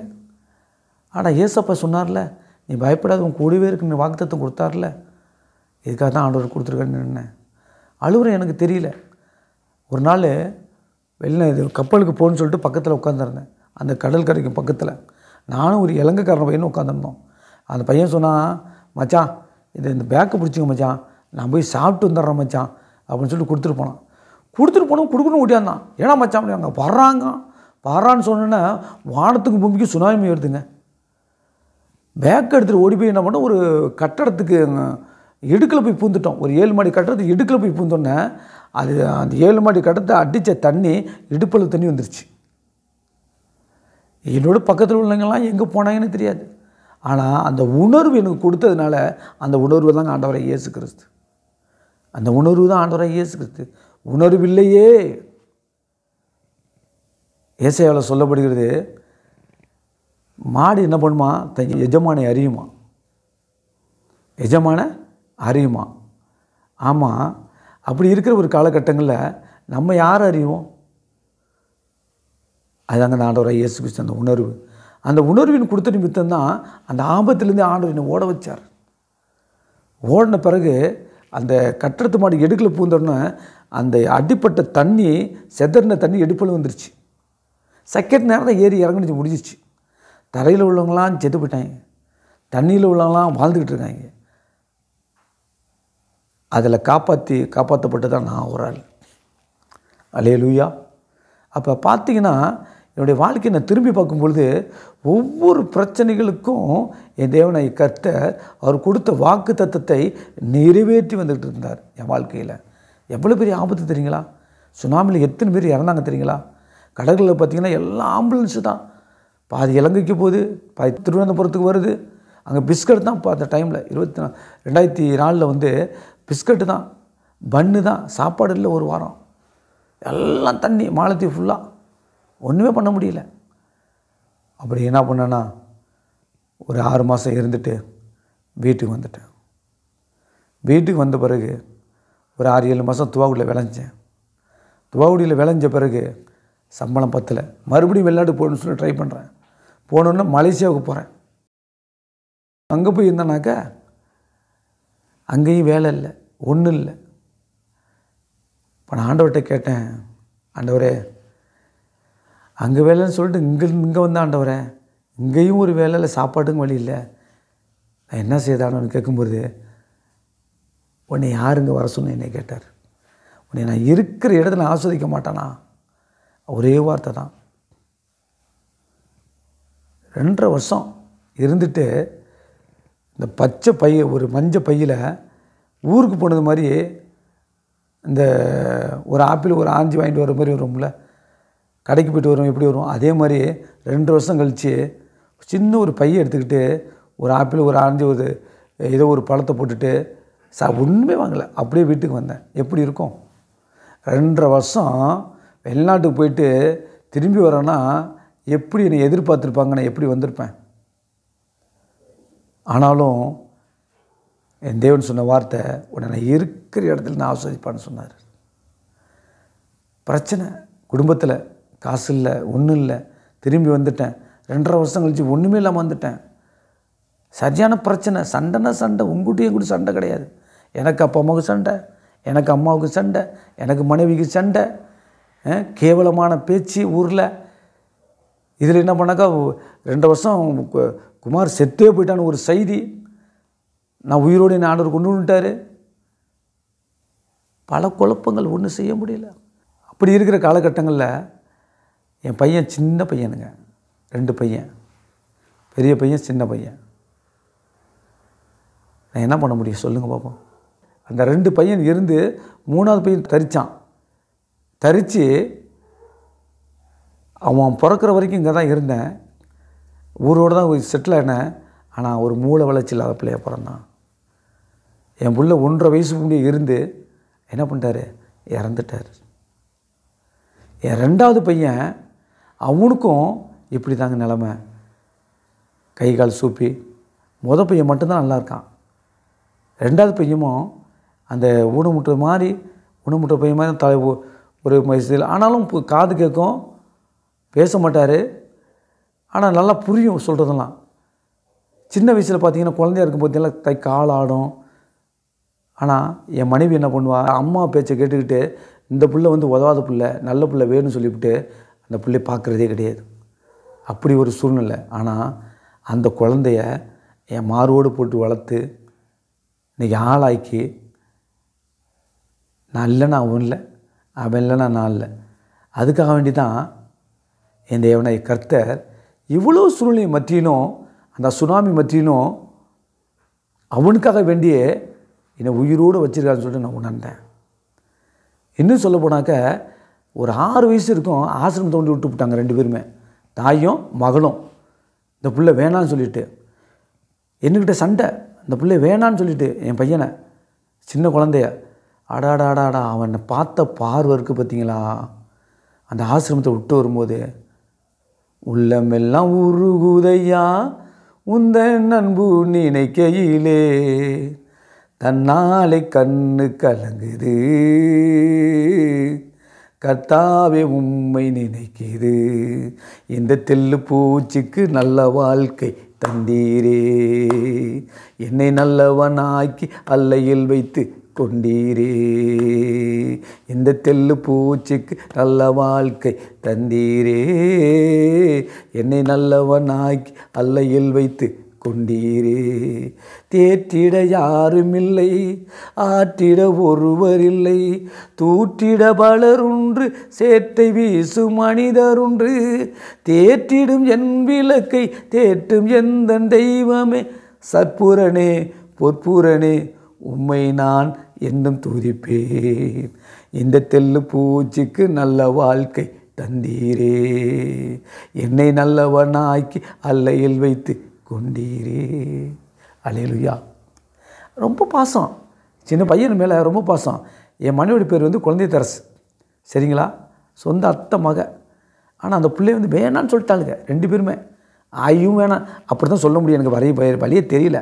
பெத்தவளும் தாய் மறந்தாலும் உன்னை மறப்பதில்லையே, தந்தை வெறுத்தாலும் உன்னை வெறுப்பதில்லையே, பெற்ற தாயினும் மேலானவர், தாங்கி என்னை என்றும் சுமப்பவர். பெத்த பிள்ளை வேணாட்டாங்க, யாரா சொல்லுவாங்களா அந்த மாதிரி? ஆனாலும் அவ்வளோ பாசம் அந்த பிள்ளைய மேலே. அந்த பிள்ளைக்காக வேண்டி தான் என் தேவனாகிய கர்த்தர் ஆதரவற்றோரை ஆதரிக்கும் அன்பின் ஊழியத்தை கொடுத்து இன்றைக்கி அமோகமாக அந்த ஊழியத்தை செஞ்சுக்கிட்டுங்க ஐயா. ஏழைகளுக்கு சாப்பாடு, ஏழைகளுக்கு துணிமணி. இந்த ஊழியம் எப்படி வந்துச்சுன்னு சொன்னால், நான் துவாக்குடியில் விளைஞ்சிட்டு இருக்கும்போது வெளிநாட்டுக்கு போயிட்டு வந்துட்டேன். எங்கே போய் இது மலேசியாவுக்கு போயிட்டு வந்துட்டேன். வந்துட்டு வீட்டில் இருக்கும்போது ஜீவிக்கணுமே, மறுபடியும் வேலைக்கு போகணுமே, உன்னை நான் இருக்கிற இடத்துல உன்னை காப்பாற்றணும்னு சொன்னார்ல, உன்னை ஆஸ்வதிப்பேன்னு சொன்னார்ல, அது என்ன அப்படின்னு சொல்லிட்டு நான் உட்காந்துருக்கும்போது நேராக தஞ்சாவூரில் ஒரு தாட்கோன்னு ஒரு கம்பெனி இருக்குது. அது வந்து கர்த்தரை நம்புவர்களுக்கு காத்தல் செய்தி வருமா. ஒருத்தர் சொன்னார், அங்கே போய் பார்ப்பா ஒரு கம்பெனி இருக்குதுன்னு சொல்லிட்டு. சரின்னு சொல்லிவிட்டு 2010 வந்துட்டேன். 2011 போய் அந்த கம்பெனியில் போய் நான் வேலை கேட்கும் பொழுது அவங்க டெஸ்ட் அடிப்பான்னு சொன்னாங்க. வெல்டிங் டெஸ்ட் அடித்தேன், பாஸ் ஆகிட்டேன். வச்சுக்கிட்டாங்க, என்ன வேலைக்கு வச்சுட்டாங்க. 260 ரூபாயில் சேர்ந்தேன். 2011 260 ரூபா. ஆனால் இன்னைய வரைக்கும் 15 வருஷமாக அந்த கம்பெனியில் வேலை செஞ்சுக்கிட்டுருக்கேன். அல்லேலூயா. அது கர்த்தர் கொடுத்த கம்பெனி. நான் கேட்டேன் ஆண்டவர்கிட்ட, ஆண்டவரே நான் ஊழியத்துக்கு வரணும்னா ஆண்டவரே எனக்கு ஒரு வேலையை கொடுத்தீங்கன்னா வேலையின் மத்தியில் நான் ஊழியத்தை செய்வேன் ஆண்டவரே, நான் யார்ட்டும் போய் கையேந்து நிற்க மாட்டேன் ஏசப்பா, நீங்கள் கொடுங்கப்பான்னு சொல்லும் பொழுது அந்த வேலையை எனக்கு காட்டி கொடுத்தார். அல்லேலூயா. அப்போ அது மட்டும் இல்லை, நான் அப்படி அந்த வேலையில் செஞ்சுக்கிட்டு இருக்கும் பொழுது 2011 சேர்ந்தேன். 2011 சேரும்பொழுது வீடு அஸ்திவாரம் போட்டேன். தேவ பிள்ளைகளை 260 ரூபா சம்பளம் வாங்கி அஸ்திவாரம் போட்டேன். அஸ்திவாரம் போட்டு இடத்துல வீடு கொஞ்சம் கொஞ்சமாக ஏற ஆரம்பிச்சிச்சு. அப்போ கஷ்டப்பட்டு இந்த வீட்டை நான் கட்டினேன். கட்டி 2013 வந்து புது வீடு போகிறோம், சரிங்களா. நான் எவ்வளோ சம்பளம்? 260 ரூபா. அப்போ இந்த கம்பெனிலையும் வேலை செய்வேன், இங்கேருந்து ஒரு 50 கிலோமீட்டர் போய் துவாக்குடிங்கிற இடத்துல இங்கே வேலை செய்வேன். பகலில் இங்கே வேலை செய்வேன், நைட்டு அங்கே வேலை செய்வேன். பகலில் இங்கே வேலை செய்வேன், நைட்டு அங்கே வேலை செய்வேன். அப்போ கர்த்தர் கொடுத்த ஞானத்தை வச்சு நான் என்ன செய்கிறது? ஆண்டவரே வீட்டை கட்டணுமே அப்படின்னு சொல்லிவிட்டு நான் ஆண்டவர்கிட்ட கேட்கும்போது ஆண்டவர் எனக்கு கொஞ்சோண்டு ஞானத்தை கொடுத்தார். எப்படின்னு கேட்டிங்கன்னா, இந்த சென்ட்ரிங் வேலையெல்லாம் நான் கொஞ்சம் எனக்கு தெரியும். அந்த சென்ட்ரிங் வேலை தெரிஞ்சவங்களை அழைச்சிட்டு வந்து எவ்வளோ காலம் போடுறது, எவ்வளோ ரிங்ஸ் வளைக்கிறது அப்படின்லாம் கொஞ்சம் தெரிஞ்சுக்கிட்டேன். தெரிஞ்ச பிறகு எவ்வளோ அஸ்திவாரம் போடுறதுக்கு உண்டான காலங்கள் எத்தனை வரும், எத்தனை ஒரு காலத்துக்கு எத்தனை ரிங்ஸ் வரும், எத்தனை இன்ச்சில் போடணும் எல்லாம் கற்றுக்கிட்டேன். அதே மாதிரி நான் செஞ்சு அந்த காலங்களை நிப்பாட்டி ஒரு கொத்தனாரை வச்சு அதை ஸ்ட்ரைட் பண்ணி வச்சு அதே மாதிரி என்ன பண்ணேன், ஒவ்வொரு காலத்தையும் போட்டு அவரை வச்சு வீடு கட்ட ஆரம்பிச்சிட்டேன். அப்போ நான் அந்த கம்பெனியில் வேலைஞ்சிக்கிட்டு இருக்கேன். அப்போ கர்த்தருடைய வார்த்தை கொஞ்சம் கொஞ்சமாக நிறைவேறி வந்துக்கிட்டு இருக்கு என் உள்ளத்தில். நைட்டு முழுசும் வீட்டு வேலை, பகல் முழுசும் கம்பெனி வேலை, நைட்டில் வீட்டு வேலை. வீட்டு வேலைன்னு சொன்னால் வந்து அந்த சென்ட்ரி வேலைக்கு விட்ட காரியங்கள்லாம் கம்பி வெட்டி நறுக்கி ரிங்ஸு போட்டு விட்டு காலத்தை கட்டுறது வச்சுருவேன். கொத்தனார் காலையில் வந்து காலத்தை நிப்பாட்டி அது காங்கிரீட்டு போட்டுருவார். இப்படி தான் வந்து ஒரு 8-10 காலங்கள் போட்டோம். சரிங்களா? பெல்ட்டுக்கும் எல்லாமே நான் தான் பார்த்தேன். அப்படி கொஞ்சமாக போட்டு கொஞ்சமாக என்ன பண்ணிட்டோம், வீட்டை ஏற்றியாச்சு. அல்லேலூயா. கர்த்தர் கொடுத்த ஞானத்தை வந்து பயன்படுத்தி பண்ணியாச்சு. அப்போ எனக்கு அந்த காசு மிச்சம். அப்போ என் சின்ன பையன் என்ன பண்ணுவான், தூக்கம் வராது கூடாதுன்னு சொல்லிட்டு என்னோட உட்காந்து டக்குன்னு எதை கம்பி வச்சு அடிச்சுக்கிட்டோம். அவரும் என்னோட ஒத்துழைப்பார். பேச முடியாது, ஒன்றும் செய்ய முடியாது அவரால். ஆனால் நான் அப்பா உட்காருங்கன்னு சொல்லிட்டு அவர் என் பக்கத்தில் உட்காந்தார். எனக்கு உற்சாகப்படுத்துவார். நான் எப்போ போய் படுக்கணும் என்னோட பின்னாடி வருவார். பேடுபட்ட பிள்ளை தெய்வீக குழந்தைங்க. அந்த குழந்தை வளர 6 விரல் கையில், அது வளர தான் என் வாழ்க்கையும் வந்துச்சு. என் வாழ்க்கையும் வளர்ந்து வந்துச்சு. அப்போ தான் என் தேவன் கொடுத்த குழந்தைன்னு சொல்லிட்டு அந்த குழந்தைய வெறுக்க ஆரம்பித்தாங்க பெத்த தாய். அப்போ நாங்கள் 2 பேத்துக்கும் எங்கள் 2 பேத்துக்குள்ள சின்ன ஒரு பிரச்சனை வந்துச்சு. என்னன்னு கேட்டிங்கன்னா, அந்த பையன் மேலே பாசம் வைக்க மாட்டாங்க. ஏதோ ஏடு தானே சாப்பாடு தூக்கி போடுறது, அப்படியே சாப்பாடு போட்டாக்கா அதில் வந்து மூடி வைக்கிறது இல்லை, சரியாக பராமரிக்கிறது இல்லை. இதனால எங்கள் 2 பேத்துக்கும் எனக்கு என் மனைவிக்கும் சண்டை வந்து 2017 நாங்கள் 2 பேர் பிரிஞ்சிட்டோம். பிரிஞ்சு அந்த பிள்ளைய என் மார்பே வளர்த்தேன். அந்த பிள்ளைய பார்க்க விட மாட்டாளுங்க ஆய் மௌலம். எப்பேற்பட்ட ஜென்மமெல்லாம் இருக்குது பார்த்தீங்களா? இப்படியாப்பட்ட பெண்கள்லாம் நீங்கள் பார்த்துருக்கீங்களா? ஆனால் ரட்சிக்கப்பட்ட பிள்ளை. அல்லேலூயா. ஆனால் என் தேவ அன்பு மட்டும் என்னை விட்டு போகவே இல்லைங்க. தேவன் அன்பாகவே இருக்கிறார். அந்த வார்த்தை ரொம்ப எனக்கு பிடிக்கும். அவர் அன்பு அவர்கிட்ட தான் வந்துச்சு. அப்போ அந்த குழந்தை என் கூடவே இருப்பான். என்னை ஒரு வார்த்தை யாரும் பேச முடியாது, அவ்வளோ கோபம் வரும். சரிங்களா? என் தோல்லே தூக்கிட்டு போவேன், வண்டியில் கொண்டுட்டு போவேன். அவர் இந்த உலகத்தை எங்கெல்லாம் சுற்றணும். ஆனாலும் இப்படி இருக்கும் பொழுது என் பெரிய பையனை அழைச்சிட்டு அவங்க ஆய் வீட்டுக்கு போயாச்சு. வீடு கட்டி வீட்டில் வாழ விடலை. புள்ளி சுனியம் என்னுடைய எல்லாம் அப்படியே திசை மாற்றி விட்டுறது.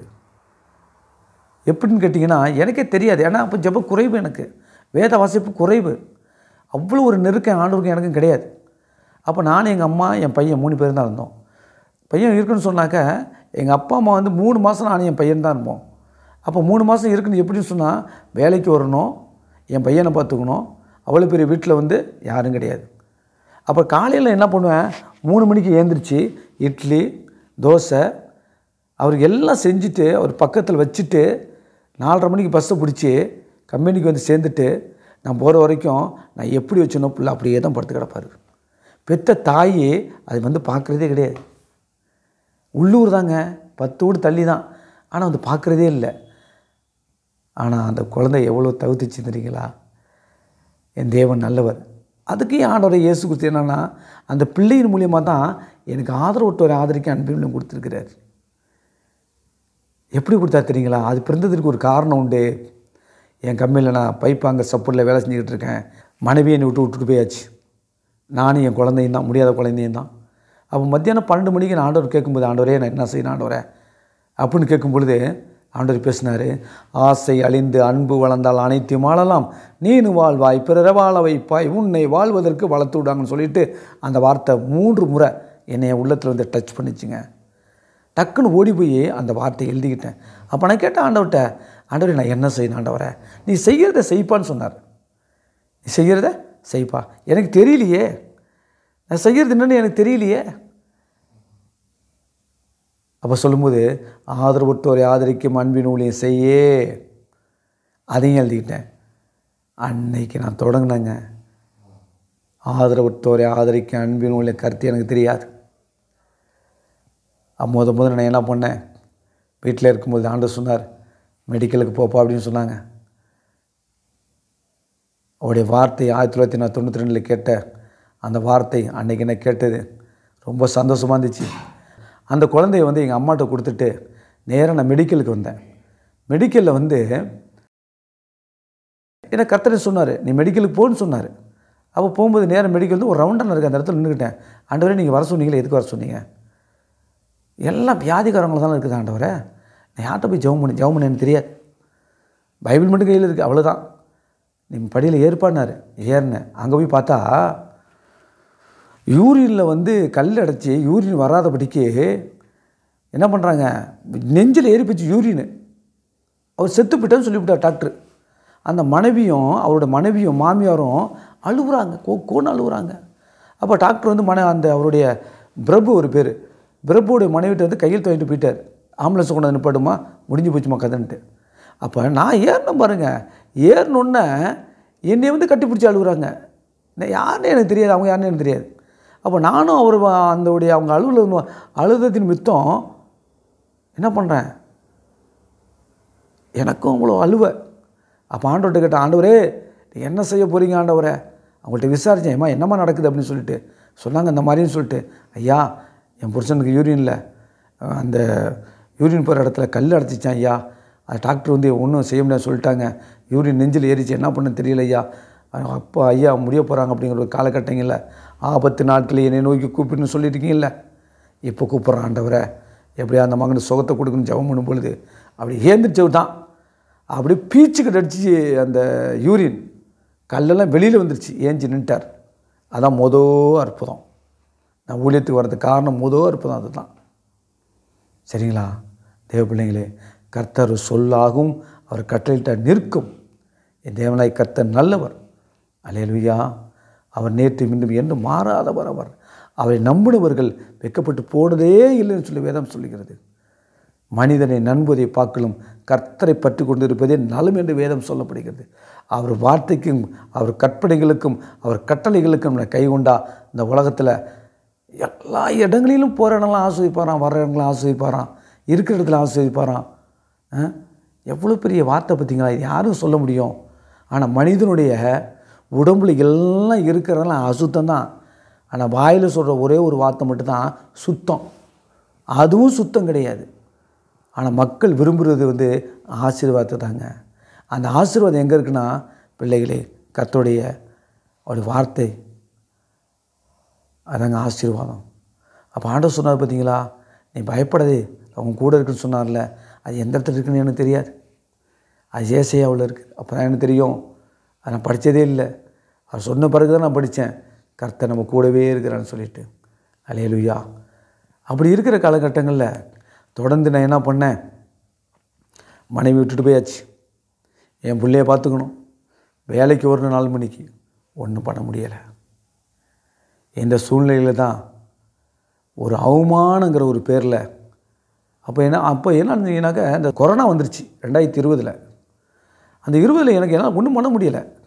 பிள்ளையை காப்பாற்றுறதுக்கு ஒரு ஆள் வேணும், அம்மாவை காப்பாற்றுறதுக்கு வேணும், எனக்கு சோறாக்கி போகிறதுக்கு வேலைக்கு போகிறதுக்கு ஆள் வேணுங்கிறபோது, அப்போ நம்ம சர்ச்சிலேருந்து வந்தவங்க உடனே என்ன பண்ணிட்டாங்க, பிள்ளை ஒரு பாசத்தை வச்சு என்னை ஏமாற்ற ஆரம்பிச்சிட்டாங்க. ஆமாங்க, எப்படின்னா அந்த பிள்ளை பாசம் கட்டுறது மாதிரி பேசி எங்களுடைய இணைஞ்சி ஒரு அவமானம் அந்த இடத்துல வருது. அல்லேலூயா. அப்போ பெத்த தாய் பிள்ளையை கவனிக்கலை, வேணான்னு தூக்கி எறியப்பட்ட கல் தான் இன்றைக்கி தலைக்கு மூளைகளாகிடுச்சு. என் பையன் சின்ன பையன் ஒரு நாள் என்ன பண்ணுவான், வருஷம் டிசைன்டி போயிட்டே இருங்க, ஆஸ்பத்திரி கொண்டு வரேன், மெடிக்கலுக்கு கொண்டு வச்சுட்டு அழைச்சிட்டு போவேன். ஒரு நாளைக்கு என்ன பண்ணேன், எனக்கு ரொம்ப மன வேதனை, ஆண்டவரே இது என்ன இது, நான் ஆஸ்பத்திரிக்கெல்லாம் இனிமேல் வரக்கூடாது ஆண்டவரே, என் பிள்ளை சூழ்நிலைகள் இல்லாத நேரத்தில் உயிர் போகிற காலகட்டங்களில் என் பிள்ளையை பார்க்க முடியாதுன்னு சொல்லிட்டு அந்த ஆஸ்பத்திரி வெளியில் விட்டியாந்தேன் பாருங்கள். வெளில ஓடி அந்த வானத்தை நோக்கி கதறின, ஆண்டவரே என் பிள்ளைய நான் பார்க்க மாட்டேன், என் பிள்ளை இல்லை உங்கள் பிள்ளை தான், எனக்கு பிள்ளை வேணும்னு சொன்ன பாருங்கள். அதுதான் இந்த ஜெபத்தை கேட்டார். இன்னை வரைக்கும் 26 வயசு நடக்குது, என் பிள்ளை சூப்பராக இருக்கிறாப்புல. அதுக்காக வேண்டி தான், அவருக்காக வேண்டி தான் இந்த ஆதரவற்றோரை ஆதரிக்கும் அன்பின் ஊழியத்தை கர்த்தர் எனக்கு கொடுத்துருக்கிறார். அல்லேலூயா. ஏன்னா ஏழைங்களுக்கு சாப்பாடு, ஏழைகளுக்கு உணவு, இதாங்க ஆண்டவர் எனக்கு கொடுக்க வச்சுருக்கார். ஒரு கடலாத வாழ்க்கை, ஒரு வியாதி இல்லாத வாழ்க்கை, மக்களை விசாரித்து அவர் தேவைகளை செய்யும் பொழுது எவ்வளோ பெரிய சந்தோஷம் தெரியுங்களா? எவ்வளோ பெரிய சந்தோஷம் தெரியுங்களா? அந்த சந்தோஷத்திலும் பெரிய சந்தோஷம் ஒன்றுமே இல்லை தேவ பிள்ளைகளே. இது காலம், கடைசி காலம். எனக்கு கொடுத்த ஊழியம் ஆதரவற்றோரை ஆதரிக்கும் அன்பின் ஊழியம். அந்த ஊழியத்தில் அந்த வெல்ற வேலை செஞ்சு இன்றைக்கி அந்த ஊழியத்தை நடத்திட்டு இருக்க தேவ பிள்ளைகளே. யாரையும் எதிர்பார்க்கல, என் தேவனை கர்த்தரையே நம்பி வாழ்ந்துக்கிட்டு இருக்கேன். எத்தனையோ பேர் வர்றாங்க, டெய்லியும் சாப்பாடு, அவங்களுக்கு டெய்லியும் சாப்பாடு, யாராவது ஒருத்தர் வந்துடுவாங்க. அப்புறம் மாதத்தில் ஓட்டி போய் 30-40 பேருக்கு சாப்பாடு. அல்லேலூயா. கர்த்தர் நடத்துகிறார். யாராவது உதவி செய்வாங்க, கர்த்தர் கிரியை செய்வார். எனக்கு நான் வாங்குகிற ஒரு 14,000 சம்பளம் தான். அந்த சம்பளத்தை வச்சு தான் என் ஊழியத்தையும் வர்ற மக்களையும் விசாரித்து அவள் தேவைகளை சந்தித்து இந்நாள் வரைக்கும் என் தேவனாகிய கர்த்தர் வழி நடத்தி வருகிறார். நான் என்ன சொல்லி பாட முடியும்? எப்படி நன்றி சொல்ல முடியும்? என் நினைப்பாவே இருப்பவரே ஏசையா, உங்களை நினைச்சாலே உள்ளோம் எல்லாம் துள்ளுதையா. அப்பா அம்மா நீங்கள் தான், ஆசையெல்லாம் நீங்கள் தான், ஆதரவு நீங்கள் தான், ஆறுதலும் நீங்கள் தான். அன்புக்கு முன்னால் இந்த உலகம் சிறுசு தான், அந்த வானத்தை போல உங்கள் மனசு பெருசுதான். ஏன் நினைப்பாவே இருப்பவர் ஏசையா, உங்களை நினைச்சாலே உள்ளோமெல்லாம் துள்ளுதையா. அண்ணால நினைச்சவரே ஆண் குழந்தைய கொடுத்தவரே, ஆபிரகாம நினைச்சவரே ஆசீர்வாதம் தந்தவரே. அண்ணால நினைச்சவரே ஆண் குழந்தைய கொடுத்தவரே, ஆபிரகாம நினைச்சவரே ஆசீர்வாதம் தந்தவரே. அன்புக்கு முன்னால் இந்த உலகம் சிறுசு தான், அந்த வானத்தை போல உங்கள் மனசு பெருசு தான். ஏன் நினப்பாவே எப்பா எப்பா எப்பா எப்பா நினப்பாவே இருப்பவர் ஏசையா, உங்களை நினச்சாலே உள்ளோம் எல்லாம் துள்ளுதையா. தானியலை நினச்சவரே தலை நிமிர வைத்தவரே, தானியலை நினச்சவரே தலை நிமிர வைத்தவரே, தாவீத நினச்சவரே கண்மலை மேல் நிறுத்தினீரே. அன்புக்கு முன்னால் இந்த உலகம் சிறுசு தான், அந்த வானத்தை போல உங்கள் மனசு பெருசுதான்.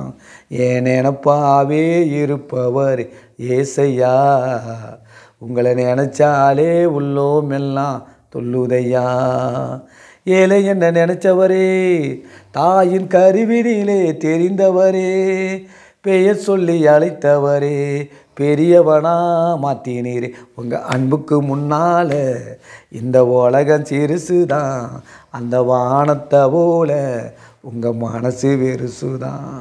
ஏன் நினப்பாவே இருப்பவர் ஏசையா, உங்களை நினைச்சாலே உள்ளோமெல்லாம் துள்ளுதையா. என்னை ஆண்டவர் நினைத்தார், இந்த ஆசீர்வாதமான ஊழியத்தை எனக்கு கொடுத்தார். அவர் கரத்தை பிடித்து கொண்டே நடந்து கொண்டே இருக்கிறேன். அல்லேலூயா. நான் விட்டாலும் அவர் என்னை விட போகிறதே கிடையாது, நானும் என்னை விட போகிறதும் கிடையாது. தேவ பிள்ளைங்களே, நம்புங்க, இயேசு நம்புங்க. உங்கள் அழகான முகம் என் உள்ளத்தை அசைக்குது, உங்கள் அழகான குரல் என்னை தட்டி எழுப்புது. நம்புவேன், நான் நம்புவேன், என் நம்பிக்கையே நீங்கள் தான். நம்புவேன், நான் நம்புவேன். என் நம்பிக்கையே நீங்கள் தான். யோசேப்பை போல நான் நம்புவேன். யோபுவை போல நான் நம்புவேன். யோசேப்பை போல நான் நம்புவேன். யோபுவை போல நான் நம்புவேன். எல்லாமே இருந்தாலும் நம்புவேன். ஒன்றுமே இல்லை என்னாலும் நம்புவேன். எல்லாமும் இருந்தாலும் நம்புவேன். ஒன்றுமே இல்லை என்னாலும் நம்புவேன். நான் நம்புவேன். என் நம்பிக்கையே நீங்கள் தான். உங்கள் அழகான முகம் என் உள்ளத்தை அசைக்குது. உங்கள் அழகான குரல் என்னை தட்டி எழுப்புது. நான் நம்புவேன். என் நம்பிக்கையே நீங்கள் தான். அல்லேலூயா. என்னத்தை கொண்டு போகிறோம்? என்னத்தை கொண்டு வந்த மதிகேடனே, இந்த நேரத்தில் ஆத்மா எடுத்தா இதெல்லாம் யாருக்கு சொந்தம் தேவன்னு கேட்குறாரு. அல்லேலூயா. இந்த பூமியில் யாருக்கு எதுவுமே சொந்தம் கிடையாது. மாட மாளிகை கோட கோபுரம் எல்லாம் போகுது. மானிடர்கள் யாவரையும் கொண்டு போகுது. மரணம் கொண்டு போகுது. எம்ஏஎம்பில் பிஏபிகாம் எல்லாம் போகுது. எம்ஏஎம்பில் பிஏபிகாம் எல்லாம் போகுது. மானிடர்கள் யாவரையும் கொண்டு போகுது. மரணம் கொண்டு போகுது. எல்லாரையும் ஒரு நாள் மரணம் சந்திக்கின்ற பிள்ளைகளே, இருக்கிற வரைக்கும் நாமும் வாழ்வோம், பிறரை வாழ வைப்போம், பிறரை நேசிப்போம், தேவனுக்கு அன்பாக இருக்க கடவோம். அல்லேலூயா. அல்லேலூயா. என் தேவனுக்கே மகிமை உண்டாவதாக. அவர் நேற்று இன்றும் மாறாதவர். அவர் சொல்லாகும் கட்டையிட்டால் நிற்கும். ஆதரவற்றோரை ஆதரிக்கும் அன்பின் ஊழியத்தின் அந்த கடைசி கால ஊழியத்தை கொடுத்த என் தேவனாகிய கர்த்தருக்கு கோடான கொடி ஸ்தோத்திரம். அதே போல் இரக்கத்தையும் அன்பையும் தயவையும் எனக்கு கொடுத்து, மனிதர்களுடைய தயவையும் எனக்கு கொடுத்து இந்த ஊழியத்தை ஆசீர்வதிக்குமாய் தேவனிடத்தில் நான் பிரார்த்தனை செய்கிறேன். நீங்களும் தேவனிடத்தை சேருவீங்களா? உண்மையாக இருப்பீங்களா? அவருக்காக ஊழியம் செய்வீங்களா? பிறருக்காக நீங்கள் ஜெபிப்பீங்களா? பிறர் மீது அன்பு கூறுவீங்களா? அந்த அன்பு தாங்க ஆண்டவராக இயேசு. அந்த உண்மையான அன்பு தான் ஆண்டவராக இயேசு. அல்லேலூயா. அல்லேலூயா. அல்லேலூயா. இவ்வளோ நேரம் நீங்கள் கேட்டீங்க தேவ பிள்ளைங்களே. ஆனால் நான் சும்மா போகக்கூடாதுல்ல. உங்களுக்காக ஜெபம் பண்ணு தானே. நான் ஆசீர்வாதத்தை பெற்றதை நீங்கள் பெற்றுக்கணுமா வேணுமா? கண்டிப்பாக பெற்று வாழணுமா வேண்டாமா? வாழணும். புரியுதுங்களா? அதனால் இயேசுவை பிடிங்க. அவர் நல்லவராகவே இருக்கிறார். ஆனால் நான் அறியாத நேரத்தில் இருந்த சூழ்நிலையிலிருந்து என்னை அறிவதற்கு உணர்த்தி அவர் பக்கத்திலே என்ன பண்ணுறாருன்னா, அவர் நல்ல பிள்ளையாகவே நம்மளை பார்க்குறாரு. அதுதான் தெல்லுப்பூச்சிக்கு நல்ல வாழ்க்கை தந்தவரே. அந்த தெல்லுப்பூச்சின்னா அந்த 8 கால் பூச்சி போதில்ல, அந்த பூச்சிக்கே நல்ல வாழ்க்கை கொடுக்கறனா நமக்கு எப்படி கொடுக்காமல் இருக்க மாட்டார். சரிங்களா? ஆனால் ஒதுக்கப்பட்ட கல்லே தலைக்கு மூலக்கல் ஆயிடுச்சு. தேவ பிள்ளைகளே, இது வரைக்கும் என் சாட்சியை கேட்டீங்க, ரொம்ப சந்தோஷம். இந்த கிரைஸ்ட் கால் டிவி மூலமாக என்னை அறிமுகப்படுத்தி கொடுத்த தேவனுக்கும், அதை கொண்டு வந்து எங்களை மத்தியில் கொடுத்த ஆடிட் பண்ண ஐயா டேனியல் அவர்களுக்கும் கர்த்தருடைய நாமத்தினாலே நம்மளை ஆசீர்வதிக்கிறேன். அவங்களுக்காக ஒரு ஜெபம் பண்ணுவோமா? என் அன்பின் ஆண்டவரே, உங்களுக்கு ஸ்தோத்திரிக்கிற ஆண்டவரே. இயேசுராஜா, அந்த சாட்சியை கேட்கிற ஒவ்வொரு பிள்ளைங்களையும் ஆஸ்வதிக்கணுமா ஜெபிக்கிறோம் ஆண்டவரே. ஆண்டவரே, ஐயாவையும் ஆஸ்வதிங்க ஆண்டவரே. உலகம் முழுசும் ஆண்டவரே எங்கள் சாட்சிகள் போகட்டும் இயேசு நாமத்தினாலே. அறியாத பிள்ளைகள் அறிய வேண்டுமா ஜெபிக்கிறோம் ஆண்டவரே. ஆண்டவரே இயேசு ராஜாவே, உங்களுக்கு தெரியாமல் இந்த உலகத்தில் ஒன்றும் நடக்க போகிறதில்ல ஆண்டவரே. இந்த வானமும் பூமியும் படைத்து ஆண்டவரே இந்த பூமியில் எங்களை வாழ வைத்திருக்கிற ஆண்டவரே. உங்கள் பாதபடியில் அமர்ந்திருக்கிற ஆண்டவரே. ஆண்டவர் டேனியல் பாதரை ஆசீர்வதிங்க ஆண்டவரே. அவர் செய்கிற ஊழியத்தில் ஆசீர்வதிங்க ஆண்டவரே. அவர் குடும்பங்களை ஆசீர்வதிங்க ஆண்டவரே. அப்போ இதை கேட்குற ஒவ்வொரு பிள்ளைகளையும் ஆசீர்வதிங்க ஆண்டவரே. திக்கட்ட பிள்ளைகளுக்கும் விதவைகளுக்கும் ஏழைகளுக்கும் தேவன் ஆண்டவரே. கைவிடப்பட்ட பிள்ளைகளுக்கு தெய்வம் ஆண்டவரே. ஆண்டவரை யார் கைவிட்டால் நீ கைவிடாத தேவன் என்பதை ஆண்டவரே நிச்சயத்து கொடுத்திருக்கிறீர் ஆண்டவரே. அப்பா, இதை பார்த்துருக்க ஒவ்வொரு பிள்ளைகளையும் உணர்வடிம்படியாக உடைய ஏற்றுக்கொண்டு உடைய வார்த்தைகளையும் உடைய வசனங்களையும் உடைய கற்பனைகளையும் கை கொண்டு நடக்க உதவி செய்யுங்க ஆண்டவரே. உடைய கற்பனைகளை அந்த கை கொள்ளும் பொழுது 1000 தலைமுறை ஆசீர்வதிப்பேன்னு சொல்லுங்க ராஜா. அதே போல் நீங்கள் ஆசீர்வதிங்க ஆண்டவரே. இளைஞர்களை ஆசீர்வதிங்க ஆண்டவரே. முதியோர்களை எப்படியா சந்திக்க உதவி செய்யுங்கப்பா ஆண்டவரே. உங்களுக்கு சோத்திரிக்கிற ராஜா. தஞ்சை மாவட்டம் எப்படியாவது எழுப்புதல் உண்டாக்க முடியாது செபிக்கிற ஆண்டவரே. நீ அன்பாகவே இருக்கிறீர் ஆண்டவரே. அன்பு தான் இயேசு. அந்த அன்பு உம்மிடத்தில் புறப்பட்டு வந்தது ஆண்டவரே. அந்த அன்பு இல்லைன்னு சொன்னால் உங்களை பார்க்க முடியாது ராஜா. அன்புக்கு முன்னாடி இந்த உலகமே சிறுசு ஆண்டவரே. ஆண்டவரே இயேசு ராஜாவே ஐயாவே ஆசீர்வதிங்க. இந்த சாட்சியை கேட்டு ஆண்டவரே இயேசுவை பயன்படுற இந்த பிள்ளைகளை எடுத்து நிறுத்தணுமா செபிக்கிறோம் சாமி. நீ அப்படி செய்ய போகிற கிருபைக்காய் நன்றி. அடியோடைய ஊழியத்தை ஆதரவற்றோரை ஆதரிக்க அன்பின் ஊழியத்தை ஆசீர்வதிங்க ஆண்டவரே. இன்னும் பெருக வேண்டும். நீர் பெருக வேண்டும், நாங்கள் சிறுக வேண்டும் ஆண்டவரே. ஏழைகளுக்கு கொடுக்க உதவி செய்வீராக ஏசப்பா, உதவி செய்வீராக ஆண்டவர். இந்த ஏழை மனுஷன் நீங்கள் நினச்சிங்க ராஜா. இந்த ஏழை மனுஷன் இந்த பாவி நினச்சிங்க ஆண்டவரை.